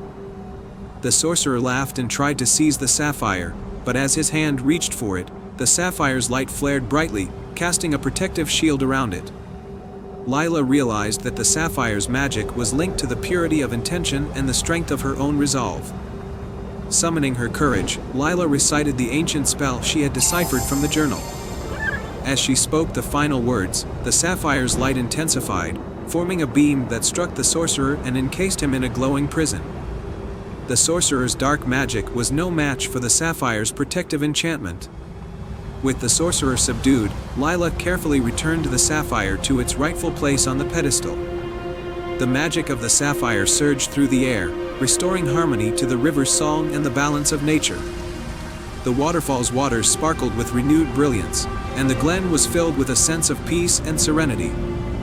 Lila made her way back to Elderglen, where the villagers welcomed her with cheers and celebration. The river's melody was once again a gentle, soothing tune, and the heartwood stood tall, its protective magic stronger than ever. From that day on, Lila became a cherished hero in Elderglen.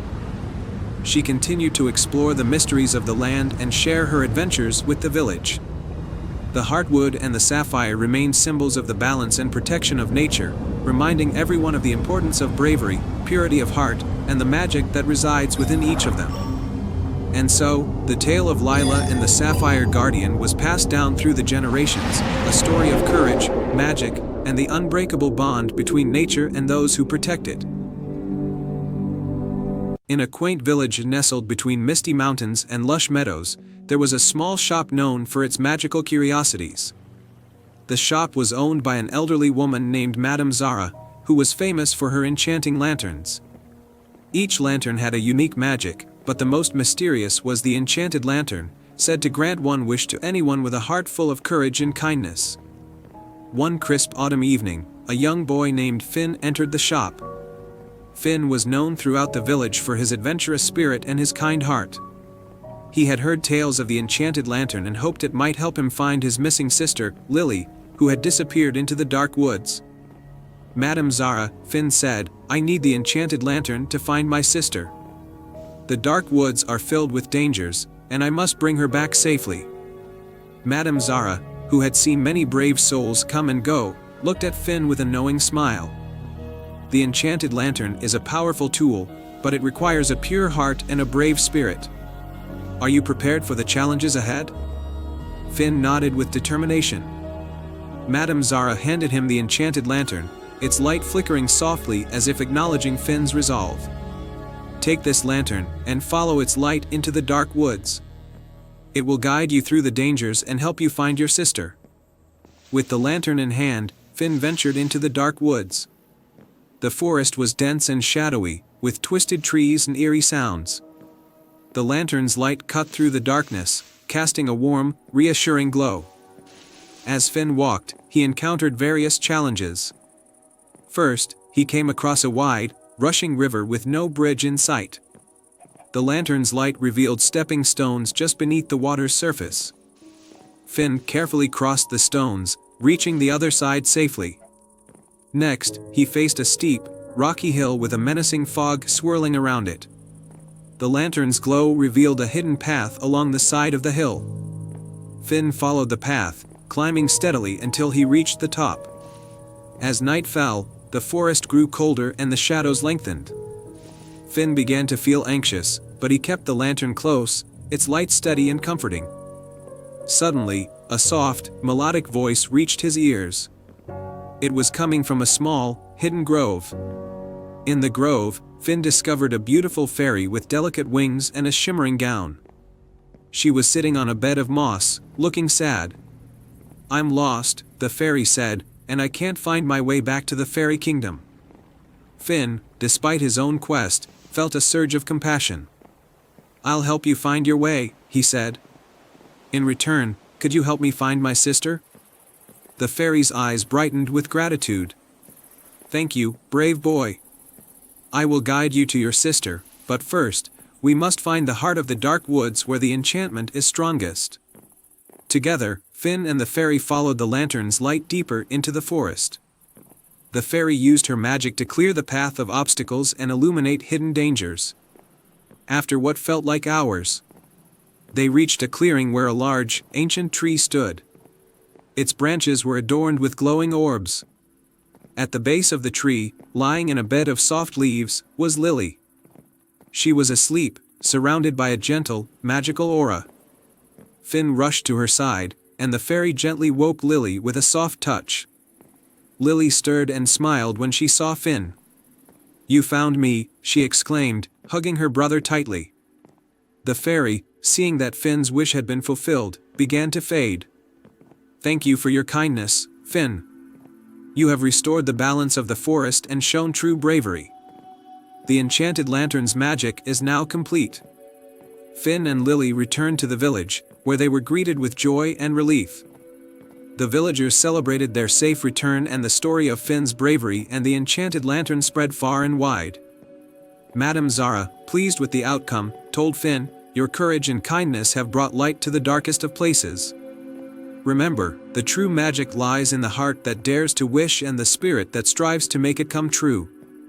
And so, the tale of Finn, Lily, and the enchanted lantern became a cherished story in the village, reminding everyone that even in the darkest times, a brave heart and a touch of magic can guide us home. The end. The tale of the Whispering Pond. In a lush, green valley surrounded by rolling hills and ancient forests, there lay a small village named Greenhaven. Greenhaven was known for its peaceful nature and its central feature, the Whispering Pond, a serene body of water said to hold the wisdom of ages and the power to grant one heartfelt wish each year. In this charming village lived a young boy named Finn. Finn was known for his adventurous spirit and kind heart. Despite his many friends and a loving family, he felt a deep yearning to find his true calling and understand the purpose of his life. The enchanted wish. One evening, as the village prepared for the annual Moon Festival, which coincided with the day the Whispering Pond granted its wish, Finn approached the pond with a heavy heart. He knelt beside the water, gazing at the moon's reflection shimmering on its surface, and made his wish, "I wish to know my true purpose."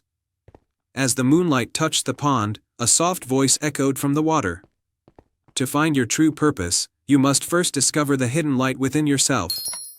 Seek the path of the lost fireflies, and you shall find what you seek." The path of fireflies. Determined to uncover the meaning behind the cryptic message, Finn set out that night into the nearby forest, guided by the gentle glow of fireflies. The forest was alive with the sounds of nocturnal creatures and the rustling of leaves, and the air was filled with a sweet, earthy fragrance.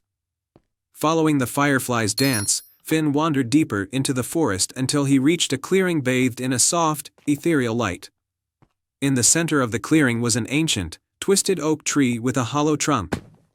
The fireflies gathered around the tree, their light flickering like tiny stars. The oak tree's secret. Finn approached the tree and peered into the hollow trunk. Inside, he found a small, intricately carved wooden box. He carefully opened the box to reveal a delicate golden key and a note. The note read, "The true purpose is not always in the finding but in the journey. Use the key to unlock the light within." Curious and excited, Finn looked around and noticed a faint beam of light emanating from beneath the roots of the oak tree. He used the golden key to carefully lift a hidden panel, revealing a secret compartment filled with a glowing crystal. The heart of the crystal. As Finn held the crystal, its light grew brighter and warmer. He felt a surge of energy and understanding wash over him. The light from the crystal seemed to reflect his innermost thoughts and desires. In that moment, Finn realized that his true purpose was to bring light and joy to others, to help guide those who were lost or in need. With this newfound clarity, Finn returned to Greenhaven, his heart brimming with a sense of purpose and excitement. He began to use his skills and kindness to support his community, helping with various tasks, offering encouragement, and sharing his adventures. A village transformed. Finn's newfound sense of purpose had a profound impact on Greenhaven. The village thrived as a place of warmth and support, where neighbors helped one another and the community flourished with new projects and ideas. The Moon Festival became an even more special event, celebrating not just the Whispering Pond's magic but also the light within each individual. The villagers often looked to Finn as a source of inspiration, and his story became a beloved legend in Greenhaven. They learned that the journey to discover one's purpose could be as magical and rewarding as the purpose itself. The legacy of the Whispering Pond years passed, and Finn's legacy continued to shine brightly in Greenhaven. The Whispering Pond remained a cherished part of the village, a symbol of the wisdom and magic that guided Finn on his journey. Each year, the villagers would visit the pond, making their own wishes and finding their own paths. And so, the village of Greenhaven thrived under the guiding light of its people, forever inspired by the tale of a young boy who found his true purpose through the magic of the Whispering Pond and the journey of the lost fireflies. The Enchanted Carousel. Once upon a time, in a vibrant kingdom filled with bustling markets and grand palaces, there was a quaint village known for its annual festival. This festival was renowned across the land, not only for its lively music and delicious food but also for the magical Enchanted Carousel. This carousel, adorned with golden horses and sparkling lights, was said to grant a single wish to whoever rode it under the full moon. In this village lived a kind-hearted girl named Lila. Lila loved the festival, but her joy was overshadowed by her family's struggles. Her parents ran a small bakery, but business had been slow, and they were on the brink of losing their home. Lila, with her warm smile and generous spirit, wished more than anything for her family to be able to keep their home and thrive. One evening, as the festival approached, Lila overheard the village elders speaking about the Enchanted Carousel and its magical powers. Determined to help her family, Lila decided she would make a wish at the carousel and use its magic to improve their lives. The night of the festival. On the night of the festival, the village was aglow with lanterns and laughter. The Enchanted Carousel stood at the center of the festival grounds, its golden horses gleaming under the full moon. The carousel was surrounded by curious onlookers, each hoping to catch a glimpse of its magic. Lila, dressed in a simple but beautiful gown, made her way to the carousel.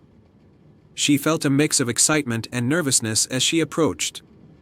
As the clock struck midnight, signaling the start of the magical hour, Lila took her place on one of the carousel's magnificent horses. The carousel's magic. As Lila mounted the horse, she closed her eyes and made her wish, "I wish for my family's bakery to flourish and for us to have a happy and secure life." The carousel began to spin slowly, and a soft, melodious chime filled the air. The golden lights of the carousel seemed to dance and twinkle as if celebrating Lila's wish. As the carousel spun faster, a warm, golden light enveloped Lila, and she felt a gentle breeze caress her face. When Lila opened her eyes, the carousel's magic had begun to work. She could see the entire village bathed in a magical glow, and she felt a deep sense of hope and reassurance. A surprising return. The next morning, as the festival came to an end, Lila returned to her family's bakery. To her amazement, the once quiet bakery was now bustling with customers. The scent of freshly baked bread and pastries filled the air, and people from neighboring villages had come to taste the delicious treats. Lila's parents were overjoyed and bewildered. They thanked Lila for her efforts, not knowing about her wish but sensing the change. As the days went by, the bakery continued to thrive, and the family was able to keep their home and even expand their business. Lila's kind heart and selfless wish had not only transformed her family's fortune but had also inspired the entire village. The villagers began to support each other more, sharing their successes and helping those in need. The festival, once just a celebration, became a symbol of the village's unity and the magic of believing in one another. The legacy of the Enchanted Carousel. Years later, Lila grew up to be a beloved figure in the village, known for her generosity and kindness. the enchanted carousel remained a cherished part of the festival, reminding everyone of the magic that comes from selflessness and the power of a pure heart. The tale of Lila and the enchanted carousel was passed down through generations, a reminder that the true magic of the carousel lay not in the wish itself but in the love and hope that fueled it. And so, the village continued to prosper, forever blessed by the magic of the enchanted carousel and the heart of one extraordinary young girl. Once upon a time, in a lush, green valley surrounded by misty mountains, there was a charming village named Riverton. The village was known for its sparkling river, which meandered through the valley, and its friendly, hard-working people. However, beyond the mountains, no one knew what lay hidden. Local legends spoke of a hidden kingdom that could only be reached by crossing a bridge made of silver that appeared only once every 100 years. In Riverton lived a young boy named Finn, who was curious and adventurous. He had grown up listening to tales of the hidden kingdom, a magical realm filled with wondrous creatures and treasures beyond imagination. As the centennial of the Silver Bridge's appearance approached, Finn was determined to find it and uncover the mysteries of the hidden kingdom. On the eve of the centennial, Finn set out on his quest. He followed the river as it wound through the mountains, guided by the shimmering glow of the moonlight. As the night grew darker, Finn found himself at the base of the tallest mountain, where the path became steep and treacherous. Undeterred, he climbed steadily, his heart set on discovering the bridge. After hours of climbing, Finn reached a plateau where he saw a radiant, silver light shining through the mist. He pushed through the dense fog and emerged into a breathtaking scene. There, stretching across a deep chasm, was the Silver Bridge, its surface gleaming like the moonlit sky. As Finn stepped onto the bridge, he felt a sense of awe and excitement. The bridge swayed gently beneath his feet, and he could hear the soft, melodious hum of magic in the air. He walked slowly, savoring the moment, until he reached the other side. On the far side of the bridge, Finn entered a magnificent forest where the trees sparkled with a silvery sheen, and the flowers glowed with a gentle, otherworldly light. The air was filled with the sweet scent of blossoms, and the sound of laughter and music floated through the trees. Following the sounds, Finn arrived at the entrance of a grand palace made of crystal and gold. The palace was surrounded by a lush garden where fantastical creatures roamed freely. A group of elegant fairies fluttered around the garden, their wings shimmering like precious gems. A kind fairy queen named Lysandra welcomed Finn with a warm smile. "Welcome to the Hidden Kingdom, brave traveler. We have been expecting you. You are the first to cross the Silver Bridge in 100 years."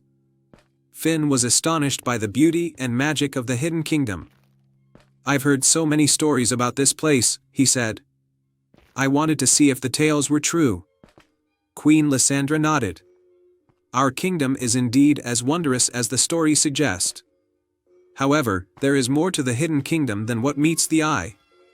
We have been facing a problem that only someone with a pure heart can help us solve." She led Finn to a chamber within the palace where a large, ancient tree stood. The tree's once lush leaves were now wilting, and its branches seemed to droop with sadness. "This is the heart tree," Lysandra explained. "It is the source of our kingdom's magic and vitality.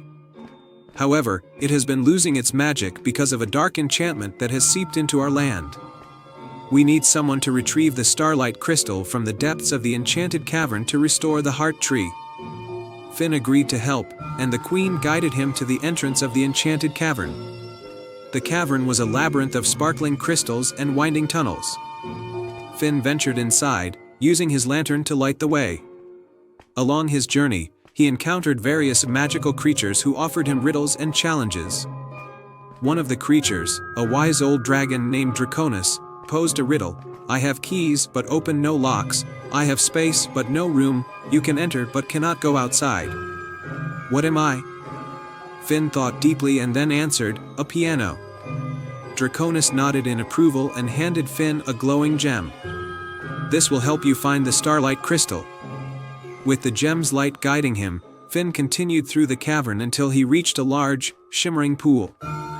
At the center of the pool, on a pedestal made of crystal, was the starlight crystal, radiating a soft, silver-blue light. Finn carefully retrieved the crystal and made his way back to the Hidden Kingdom.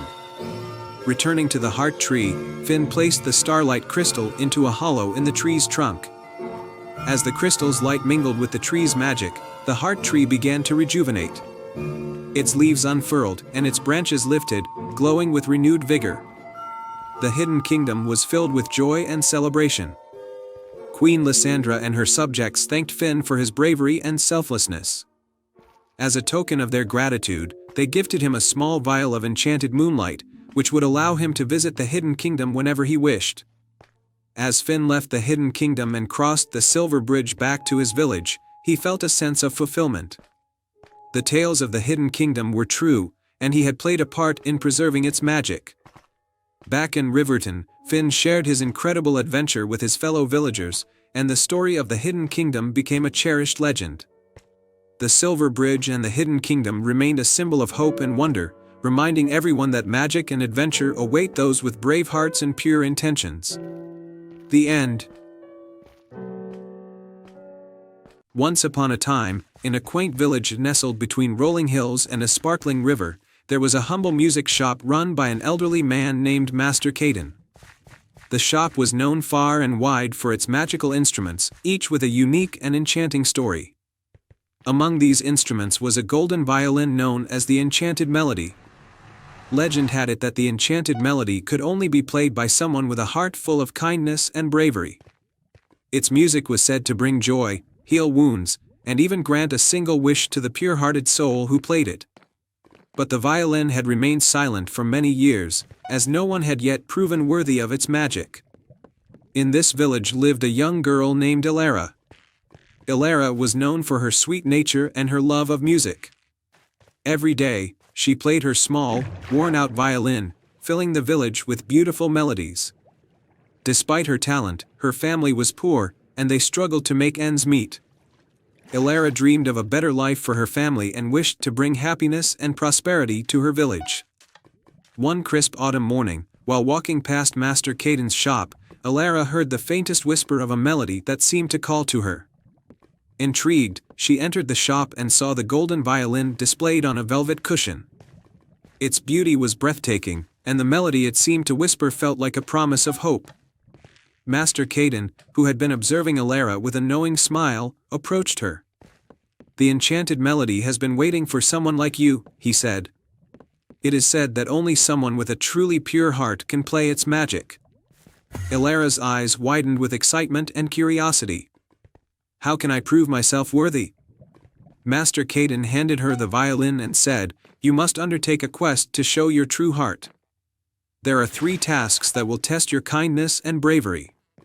Only by completing them will the enchanted melody reveal its magic." Ilara accepted the challenge with determination. The first task took her to the edge of the village, where a small, struggling farm was in dire need of help. The farm's crops were wilting, and the farmer's animals were weak. Ilara worked tirelessly, tending to the crops, feeding the animals, and helping the farmer restore the land.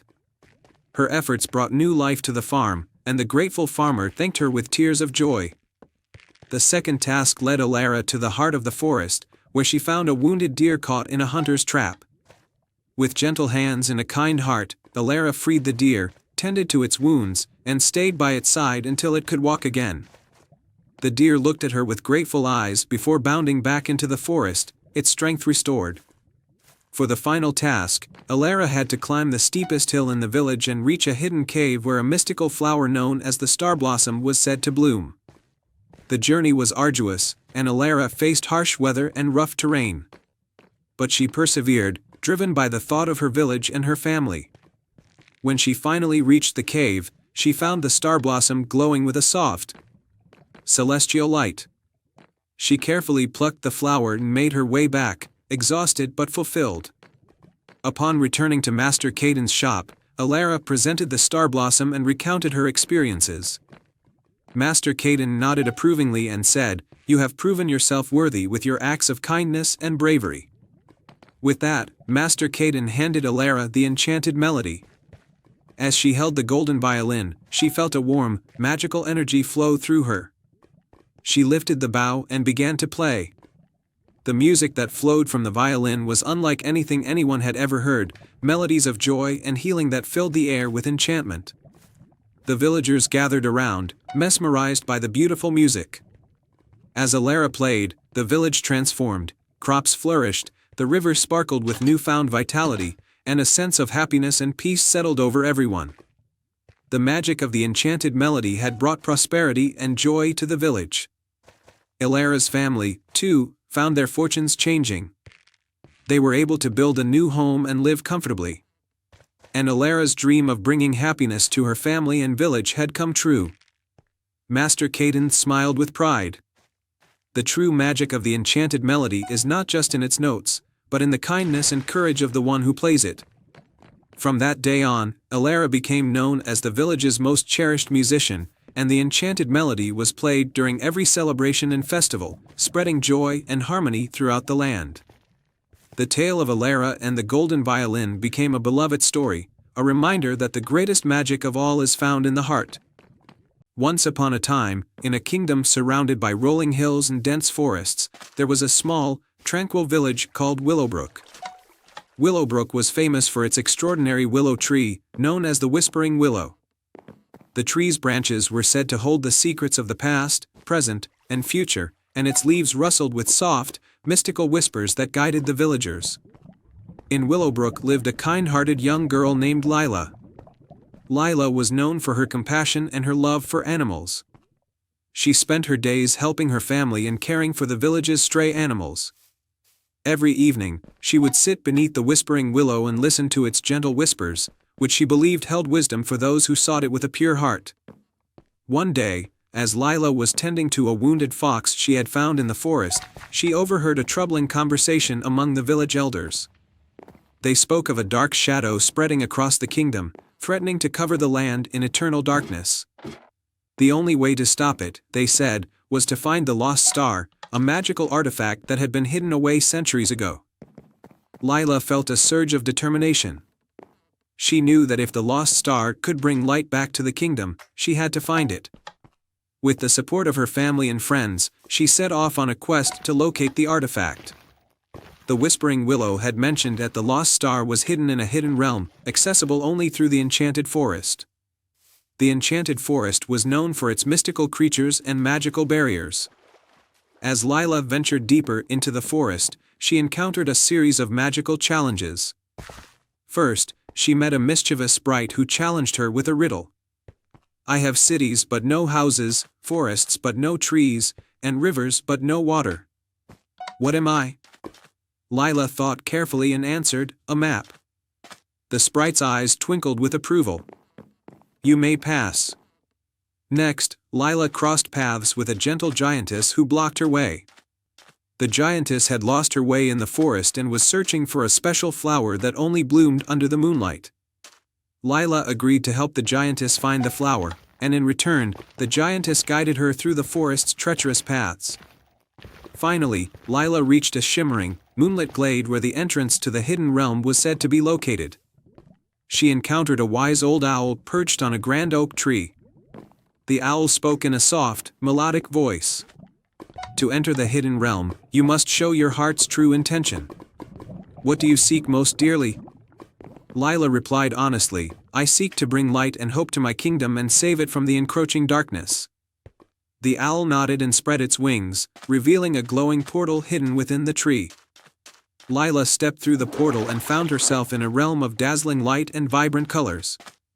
At the center of this realm was a magnificent crystal, radiating a brilliant, warm light, the lost star.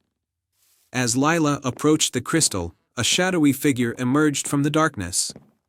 It was the Sorcerer of Shadows, who had been spreading the darkness across the kingdom. The sorcerer's eyes gleamed with malice as he said, "You think you can take the lost star from me? I've worked too hard to bring about eternal night." Lila stood her ground. "The lost star belongs to the people of the kingdom. Its light will bring hope and joy, not darkness." The sorcerer laughed, but his laughter was interrupted by the soft glow of the lost star, which seemed to resonate with Lila's courage and determination. The light from the crystal began to push back the shadowy figure, growing stronger with each step Lila took toward it. Realizing he could not compete with the pure light of the lost star, the sorcerer was forced to retreat into the darkness, vowing to return. Lila took the lost star and made her way back to Willowbrook, where the villagers greeted her with cheers and joy. When Lila placed the lost star at the heart of the village, its light spread across the kingdom, banishing the darkness and restoring hope to the land. The whispering willow's leaves rustled with approval, and the kingdom thrived once more. Lila's bravery and selflessness became a celebrated tale in Willowbrook, and the kingdom was forever grateful for her courage. The lost star's light continued to shine brightly, a beacon of hope and joy for all. And so, Lila, the whispering willow, and the people of Willowbrook lived happily ever after, surrounded by the warmth and light of their restored kingdom. And they all lived happily ever after. Once upon a time, in a kingdom surrounded by dense, ancient forests, there was a hidden realm known as the Forest of Whispers. This magical forest was known for its talking animals and enchanted creatures, but most of all, it was famous for its elusive, shimmering tree of wishes. The tree was said to grant one true wish to anyone who could find it and speak from their heart. In a small village on the edge of this forest lived a brave young boy named Finn. Finn had always dreamed of exploring the Forest of Whispers, but the village elders warned that it was a place of great magic and danger. Yet, Finn was determined to find the Tree of Wishes and help his village, which had been suffering from a long, harsh winter. One cold, snowy morning, Finn decided it was time to act. With a warm cloak and a satchel of supplies, he set out for the Forest of Whispers. As he entered the forest, he was greeted by a chorus of whispering leaves and a gentle breeze that seemed to guide him forward. The first creature he encountered was a wise old owl perched on a low branch.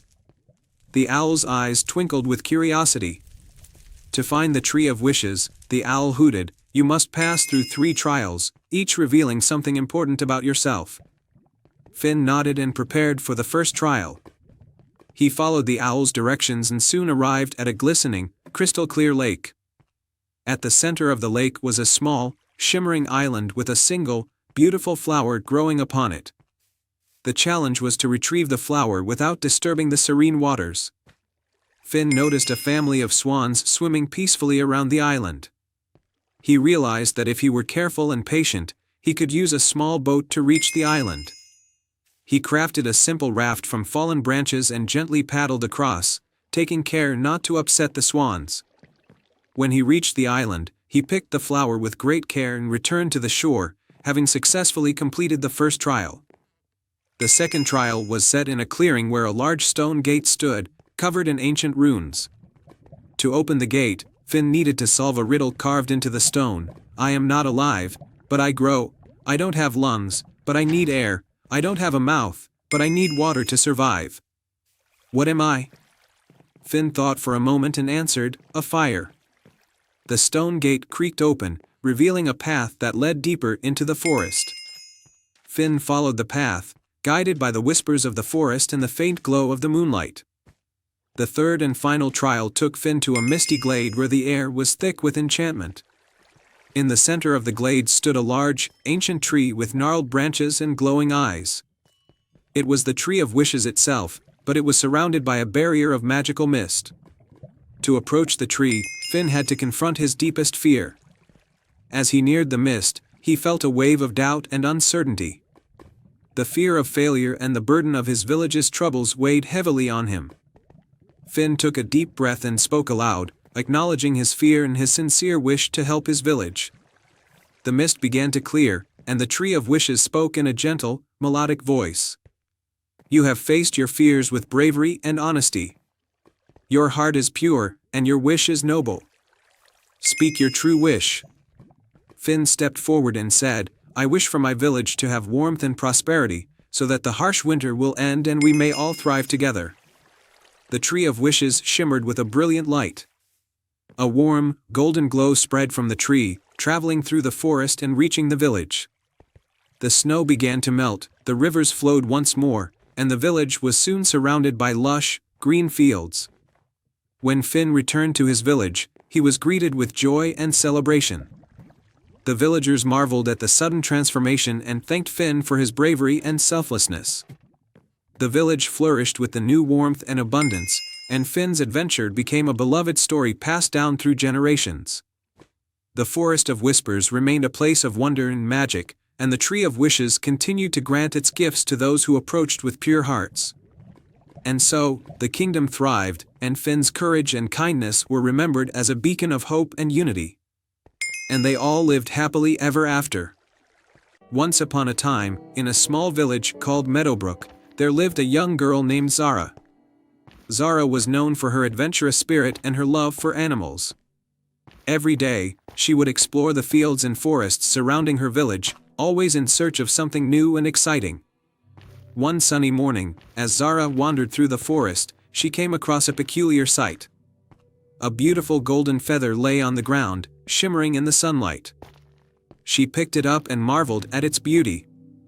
Suddenly, a soft voice spoke to her.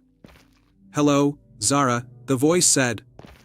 Zara looked around but saw no one. "Down here," the voice continued. She looked down and saw a small, talking squirrel. "Did you just speak to me?" Zara asked, astonished. "Yes," replied the squirrel. "I am Nutmeg, the guardian of the forest. That feather you hold is from the great phoenix, a magical bird that brings life and prosperity to our land. But the phoenix has been captured by the wicked sorcerer, Malakar, and now the forest is in danger." Zara's heart filled with determination. "What can I do to help?" Nutmeg explained, "To free the phoenix, you must journey to Malakar's castle and retrieve 3 enchanted items: the silver key, the crystal orb, and the ruby heart. Only then can you break the spell and set the phoenix free." Without hesitation, Zara agreed to the quest. Nutmeg handed her a small, glowing compass. "This will guide you to the enchanted items," he said. "Be careful, and trust in your bravery and kindness." Zara set off on her journey, following the compass's light. Her first destination was the Caves of Mystery, where the silver key was hidden. The caves were dark and filled with echoes, but Zara pressed on, her heart steady. She encountered bats and tricky paths but remained undeterred. Finally, she found the silver key resting on a pedestal, guarded by a large stone golem. Using her wits, Zara solved the riddle inscribed on the pedestal, and the golem allowed her to take the key. Next, the compass led her to the Lake of Dreams, where the crystal orb was kept. The lake was serene, its waters sparkling under the moonlight. Zara spotted the orb at the lake center, floating on a lily pad. As she reached for it, a water spirit emerged, testing her purity of heart. Zara spoke kindly to the spirit, sharing stories of her love for the forest and its creatures. Moved by her sincerity, the spirit gifted her the crystal orb. Finally, the compass guided Zara to the Garden of Thorns, where the ruby heart was hidden. The garden was filled with thorny bushes and venomous plants, but Zara carefully navigated through. At the garden's heart, she found a giant rosebush with a single, glowing red rose, the ruby heart. As she reached for it, the rosebush came to life, its thorns ready to strike. Zara sang a lullaby her mother used to sing, soothing the bush and allowing her to take the ruby heart. With all 3 items in hand, Zara made her way to Malakar's castle. The dark fortress loomed before her, but she entered with resolve. Inside, she found Malakar, who laughed at her bravery. "You think you can defeat me, little girl?" he sneered. Zara stood tall. "I have come to free the phoenix and restore the forest." Using the silver key, she unlocked the enchanted cage holding the phoenix. Then, she used the crystal orb to reveal the spell binding the phoenix, and finally, she placed the ruby heart on the phoenix's chest, breaking the spell. The great phoenix burst forth in a blaze of golden light, its majestic wings spreading wide. Malakar, blinded by the light, fled the castle, never to be seen again. The phoenix turned to Zara, its eyes filled with gratitude. "Thank you, brave Zara," the phoenix said. "You have saved me and the forest. As a token of my gratitude, I grant you a wish." Zara thought for a moment and then said, "I wish for the forest to always be safe and for the villagers to live in peace and harmony." The phoenix nodded and granted her wish. The forest flourished, and Meadowbrook prospered. Zara returned to her village a hero, and the villagers celebrated her bravery and kindness. From that day on, the great phoenix watched over the forest, and Zara's tale was told for generations. Her courage, wisdom, and kindness became a guiding light for all who heard it. And so, Zara lived a long and happy life, always exploring and protecting the forest she loved so dearly, knowing that true magic lies in the heart of those who dare to care. Once upon a time, in a land filled with magical creatures and enchanted forests, there lived a little dragon named Draco. Draco was different from the other dragons. He was small and had shimmering blue scales. He lived in a cozy cave at the edge of the Whispering Woods, a place known for its secrets and mysteries. Draco loved to explore the forest and make friends with the animals. His best friends were Bella the bunny, Oliver the owl, and Mia the mouse. They would often gather by the ancient oak tree and share stories of their adventures. One sunny afternoon, as Draco and his friends were playing near a sparkling stream, they noticed something unusual. A shiny, golden key was lying on the ground, half buried in the soft grass. Draco picked it up and examined it closely. "This must be a magical key," said Draco, his eyes wide with excitement. "But what does it open?" Oliver, the wisest of the group, hooted softly. "I've heard tales of a lost treasure hidden deep in the Whispering Woods. Maybe this key unlocks it." Bella and Mia's eyes sparkled with curiosity. "Let's find the treasure," they exclaimed in unison. Determined to solve the mystery, Draco and his friends set off on their adventure. They followed a path that led them deeper into the forest, where the trees whispered secrets and the air was filled with the scent of wildflowers. As they walked, they encountered various challenges. They crossed a rickety bridge over a bubbling brook, solved riddles from a mischievous squirrel, and navigated through a maze of thorny bushes. With each challenge, they grew closer as friends and learned the value of teamwork. Finally, they reached a clearing where a large, ancient tree stood. Its trunk was gnarled and twisted, and at its base was a small, ornate lock. Draco's heart pounded with anticipation as he pulled out the golden key. "Here goes nothing," he said, inserting the key into the lock. With a soft click, the lock opened, revealing a hidden door in the tree trunk. The friends peered inside and saw a winding staircase leading down into the darkness. With a deep breath, they began their descent, the air growing cooler as they went deeper underground. At the bottom of the staircase, they entered a vast cavern filled with glittering treasures. Piles of gold coins, sparkling gems, and ancient artifacts were scattered everywhere. In the center of the cavern was a large, golden chest. Draco and his friends approached the chest and carefully opened it. Inside, they found a collection of beautifully crafted items, a golden crown, a jeweled scepter, and a delicate silver locket. But what caught their attention most was a scroll with an intricate map. Oliver unrolled the map and studied it closely. "This map leads to more hidden treasures across the land," he said, his eyes twinkling with excitement. Bella and Mia looked at Draco. "What should we do with all this treasure?" they asked. Draco thought for a moment. "We should share it with everyone in the forest. It will bring joy and help those in need." With their new plan, Draco and his friends carefully gathered the treasures and returned to the surface. They distributed the riches among the creatures of the forest, bringing smiles and happiness to all. The animals of the Whispering Woods held a grand celebration to thank Draco and his friends for their kindness and bravery. The ancient oak tree was decorated with lights, and everyone danced and feasted under the stars. From that day on, Draco and his friends continued to explore the land, using the map to find and share hidden treasures. They became known as the Guardians of the Whispering Woods, beloved by all for their generosity and adventurous spirits. And so, the little dragon and his friends lived happily ever after, always ready for the next adventure, knowing that true treasure lies in the joy of sharing and the bonds of friendship. The end. Once upon a time, in a hidden valley embraced by towering mountains and lush forests, there was a charming village named Willowbrook. The village was renowned for its beautiful meadows and sparkling streams, but its greatest treasure was an ancient oak tree at its center, known as the Elder Oak.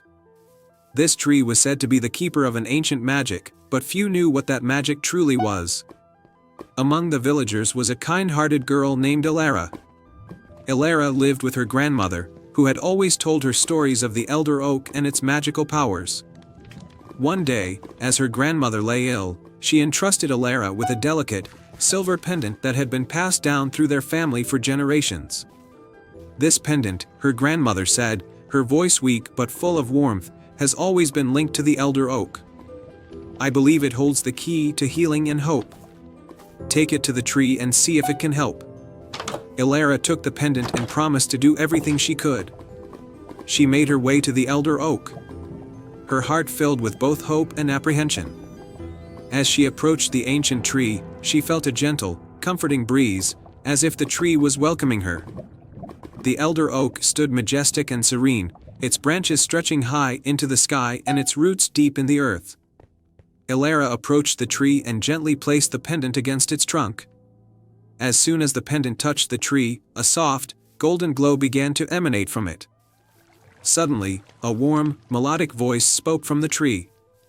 "Welcome, Elara. I am the guardian of this ancient magic. The pendant you carry is a key to a powerful enchantment that can bring healing and renewal." Elara was amazed but also anxious. "How can I use this magic to help my grandmother?" The Elder Oak responded, "To unlock the pendant's power, you must embark on a quest to find 3 magical artifacts hidden in the enchanted forest. These artifacts will restore the pendant's full magic, allowing it to heal." With a determined heart, Elara set off into the enchanted forest. The forest was filled with wonders and mysteries, glowing flowers, whispering streams, and trees that seemed to hum with ancient songs. As she ventured deeper, she encountered a friendly fox with shimmering fur. "I can help you find the artifacts," the fox said with a mischievous twinkle in its eye. "Follow me, and we shall embark on this adventure together." The first artifact was a golden feather, said to be the gift of the mythical phoenix. The fox led Elara to a hidden glen where a majestic phoenix perched on a branch, its feathers glowing like the sun. To earn the feather, the phoenix said, "You must solve a riddle. What is both a friend and a guide, shining brightly in the night sky?" Elara thought for a moment and then answered, "The stars." The phoenix smiled and gracefully plucked a golden feather from its plumage, handing it to Elara. "You have answered correctly. This feather will aid you on your journey." Elara and the fox continued their quest, reaching a serene lake where the second artifact, a crystal vial filled with moonlight, was said to be hidden. As Elara approached the lake, she saw a graceful water nymph floating above the surface. To receive the vial, the nymph said, "You must show kindness to the creatures of the lake." Elara noticed a small fish tangled in some reeds and carefully freed it. The nymph, pleased with her compassion, handed over the crystal vial. "You have shown true kindness. This vial will bring you closer to your goal." With 2 artifacts secured, Elara and the fox set out to find the final artifact, a silver harp hidden within a grove of ancient trees. The harp was guarded by a wise old elf with twinkling eyes and a friendly smile. To obtain the harp, the elf said, "You must play a tune that echoes the music of your heart." Elara took a deep breath and played a melody on the harp that was both soothing and heartfelt. The elf, touched by the beauty of her music, gave her the silver harp. "Your music has unlocked the final artifact. Use it wisely." With all 3 artifacts in hand, Elara returned to the Elder Oak. The tree's golden glow intensified as Elara placed the golden feather, the crystal vial, and the silver harp at its base. She then carefully attached the pendant to the tree, and a brilliant light enveloped the Elder Oak. The light spread through the village, reaching Elara's grandmother. As the magic touched her, she awoke with renewed strength and vitality. The entire village rejoiced at the miracle, and Elara felt a deep sense of fulfillment and joy. The Elder Oak spoke once more, its voice filled with gratitude. "You have restored the pendant's magic and healed your grandmother. Remember, true magic lies in the kindness and bravery of your heart." Elara returned home, her grandmother healthy and the village flourishing. The pendant continued to shine with a soft, reassuring glow, a symbol of the magic that lived in every act of courage and love. And so, the tale of Elara and the enchanted pendant became a cherished story in Willowbrook. A reminder of the power of magic and the strength found in a heart full of hope. Once upon a time, in the heart of a dense forest, there was a hidden library known only to a few. This library was unlike any other. It was said to be enchanted, with books that could come to life and stories that could whisk readers away on magical adventures. The library was protected by an ancient spell, and only those with pure hearts and a thirst for knowledge could find it. The guardian of this magical library was an elderly librarian named Alaric. With a long silver beard and wise eyes, Alaric had spent his life ensuring that the library's secrets were kept safe. He loved the library dearly and took great care of its countless books and scrolls. One day, a curious and kind-hearted girl named Elara, who lived in a small village on the edge of the forest, stumbled upon a mysterious map. The map was old and worn, but it depicted the path to the hidden library. Elara had always loved stories and dreamed of finding a place where magical tales came to life. Driven by her curiosity, she decided to follow the map. As Elara ventured into the forest, she encountered various magical creatures, glowing fireflies, talking squirrels, and wise old owls, all guiding her along the path. After a long journey, she finally arrived at the hidden library, its towering shelves and ancient tomes shining with a soft, welcoming glow. The library's doors creaked open as Elara approached, revealing a vast interior filled with shelves of books that seemed to shimmer with enchantment. Elara was awestruck as she wandered through the library, marveling at the magical aura that surrounded her. Alaric, the librarian, noticed her and welcomed her with a warm smile. "Welcome, young one," he said in a gentle voice. "It is rare to see a visitor with a heart so full of wonder and curiosity. What brings you to our enchanted library?" Elara, her eyes wide with amazement, replied, "I found this map and followed it here. I've always dreamed of finding a place where stories come to life. Can you tell me more about this place?" Alaric nodded. "This library holds countless tales from across the realms, and some of them have a life of their own. But not everyone who enters can interact with the magic within these walls. It requires a special kind of bravery and kindness." Elara's eyes sparkled with excitement. "I want to learn more and experience the magic. What can I do?" Alaric smiled. "There is a special book in this library that has been waiting for someone like you. It is called the Book of Wonders. To find it, you must solve a riddle and demonstrate the qualities of a true hero." He handed Elara a golden key and said, "This key will open the door to the Book of Wonders, but first, you must solve this riddle. I have cities, but no houses. I have mountains, but no trees. I have water, but no fish. What am I?" Elara thought for a moment and then replied, "A map." "Very good," Alaric said.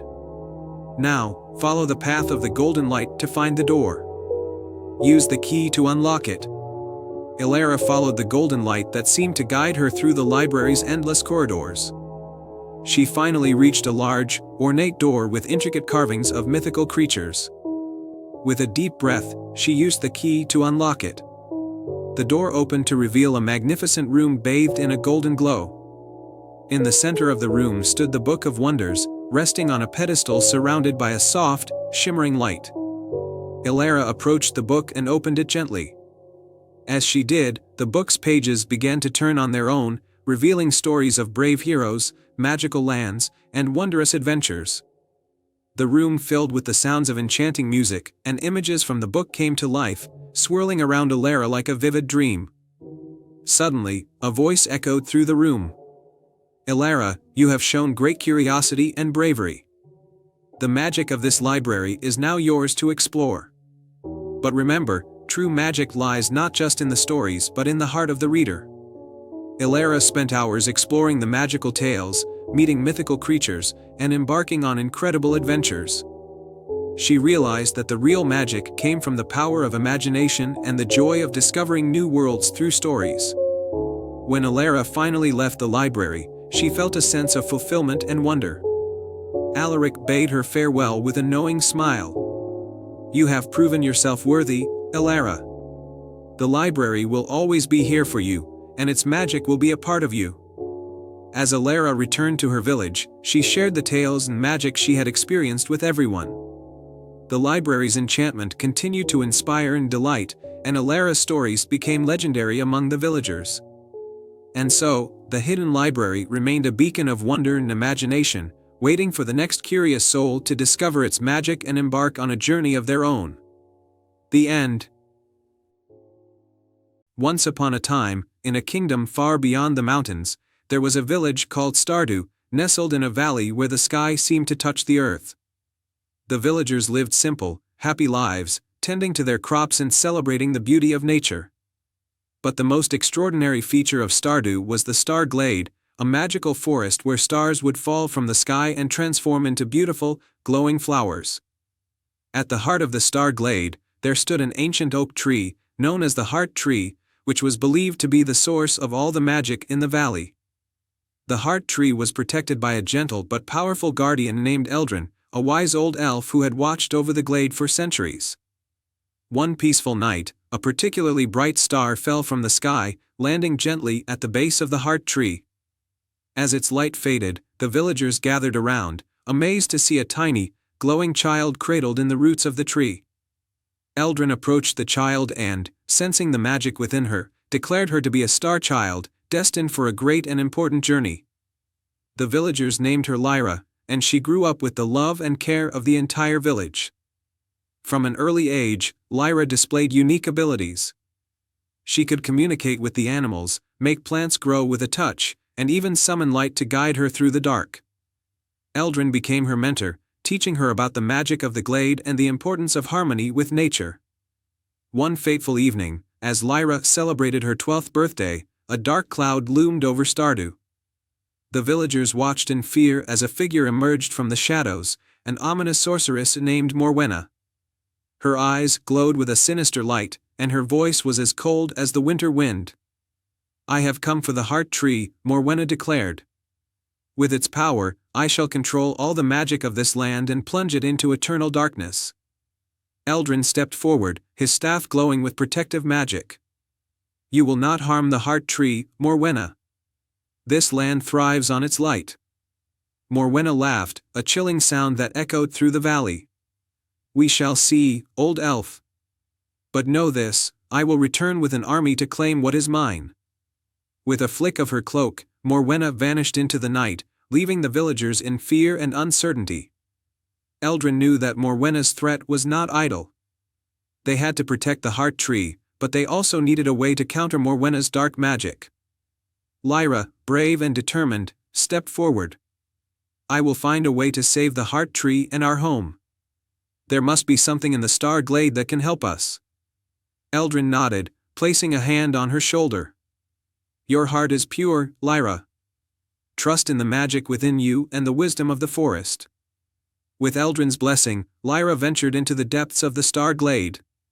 She traveled through enchanted groves and crossed shimmering streams, guided by the light of the stars. Along the way, she met many creatures who offered their help: a wise old owl named Sage, a mischievous fox named Rusty, and a gentle deer named Fawn. Together, they journeyed to the heart of the glade, where Lyra discovered an ancient scroll hidden in a hollow tree.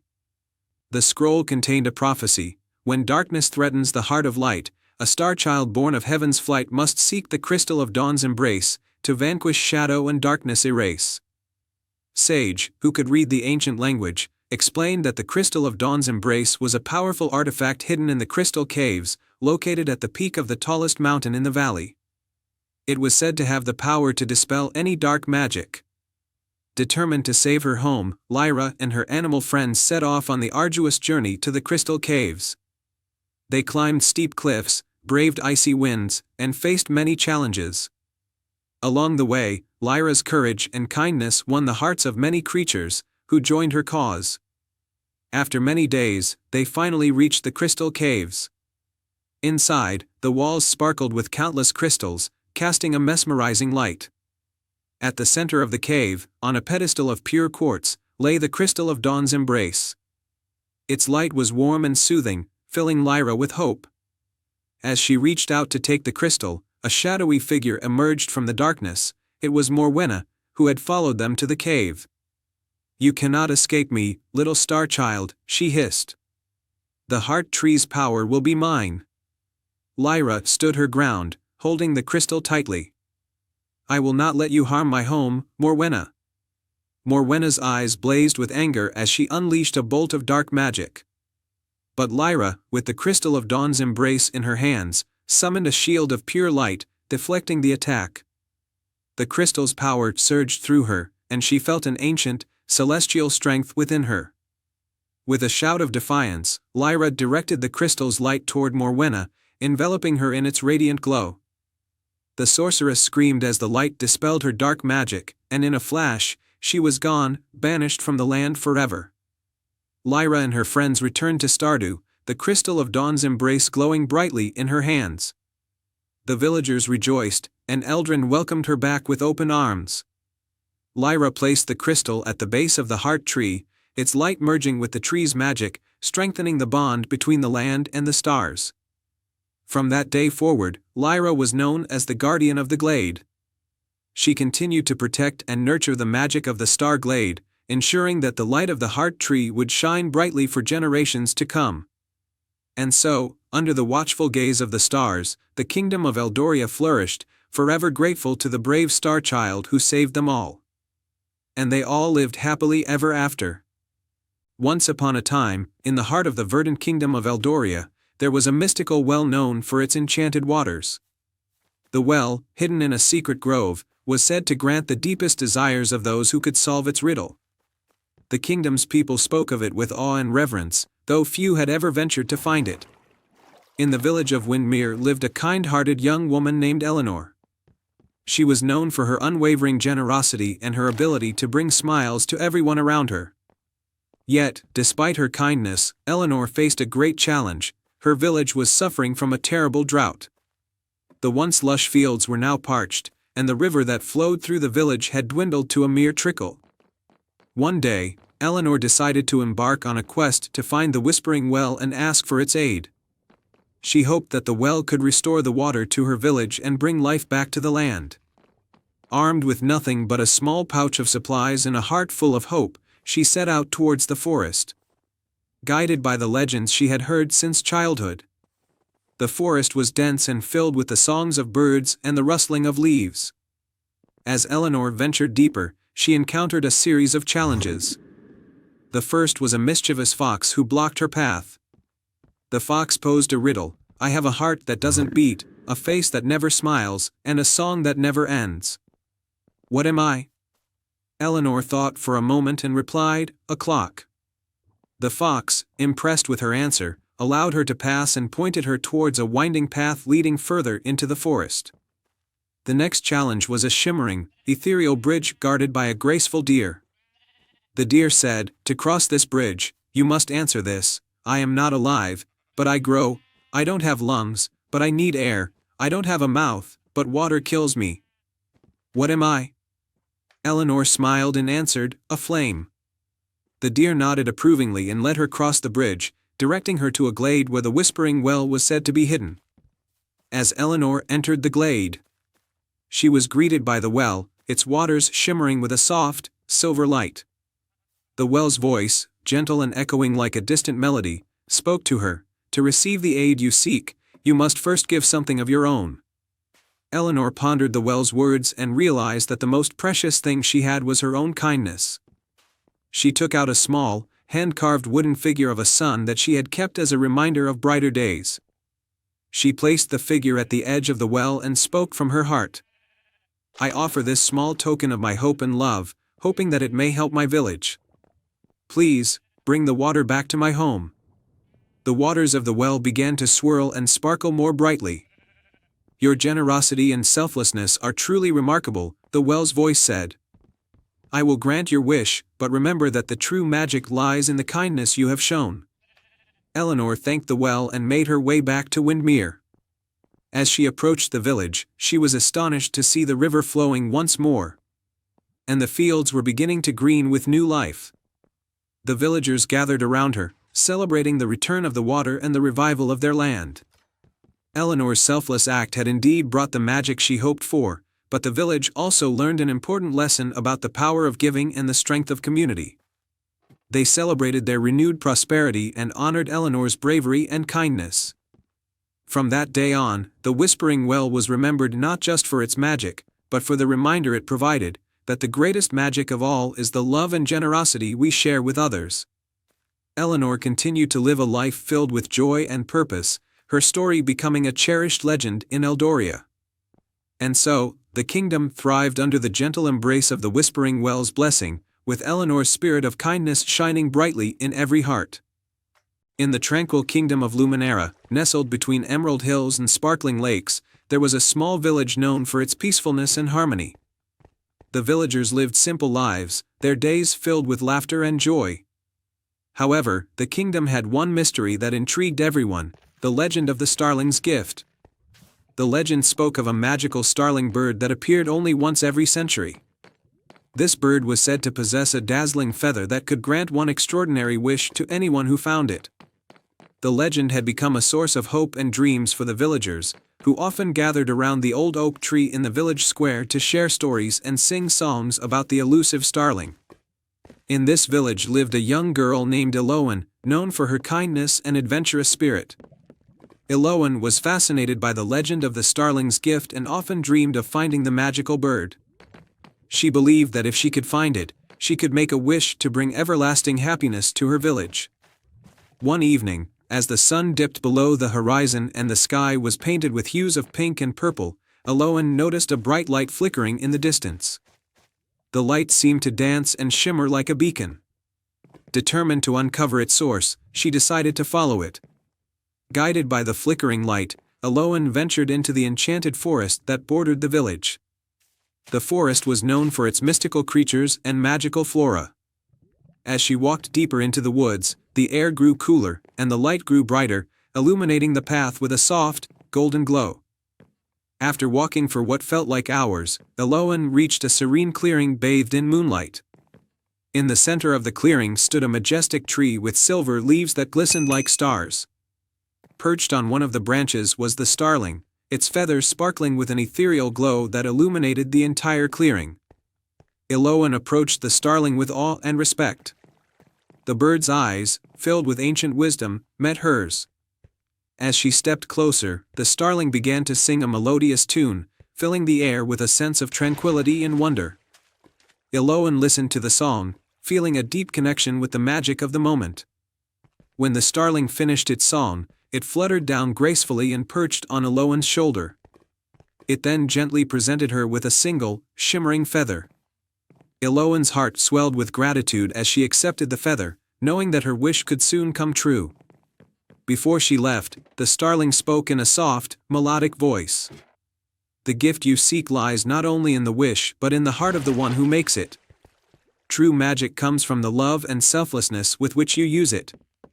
With the feather safely tucked in her hand, Eloan made her way back to the village. The journey home seemed shorter, the forest paths illuminated by the gentle light of the starling's magic. As she arrived at the village, the villagers gathered around, their faces filled with anticipation. Eloan held up the feather and spoke. "I found the starling and received this magical feather. I wish for our village to be blessed with joy, peace, and prosperity, so that we may always live in harmony." The moment Eloan made her wish, the feather began to glow brightly, and a soft breeze carried its magic throughout the village. The air filled with a sweet fragrance, and the village was bathed in a warm, golden light. The crops flourished, the river sparkled, and the villagers felt a renewed sense of happiness and unity. The magical transformation lasted for generations, and the story of Eloan and the starling's gift became a cherished legend in Luminera. The village thrived, its people forever grateful for the kindness and bravery of one young girl who had sought to make the world a better place. And so, the legend of the starling's gift lived on, a reminder that true magic is found in the selfless heart of those who seek to spread joy and love.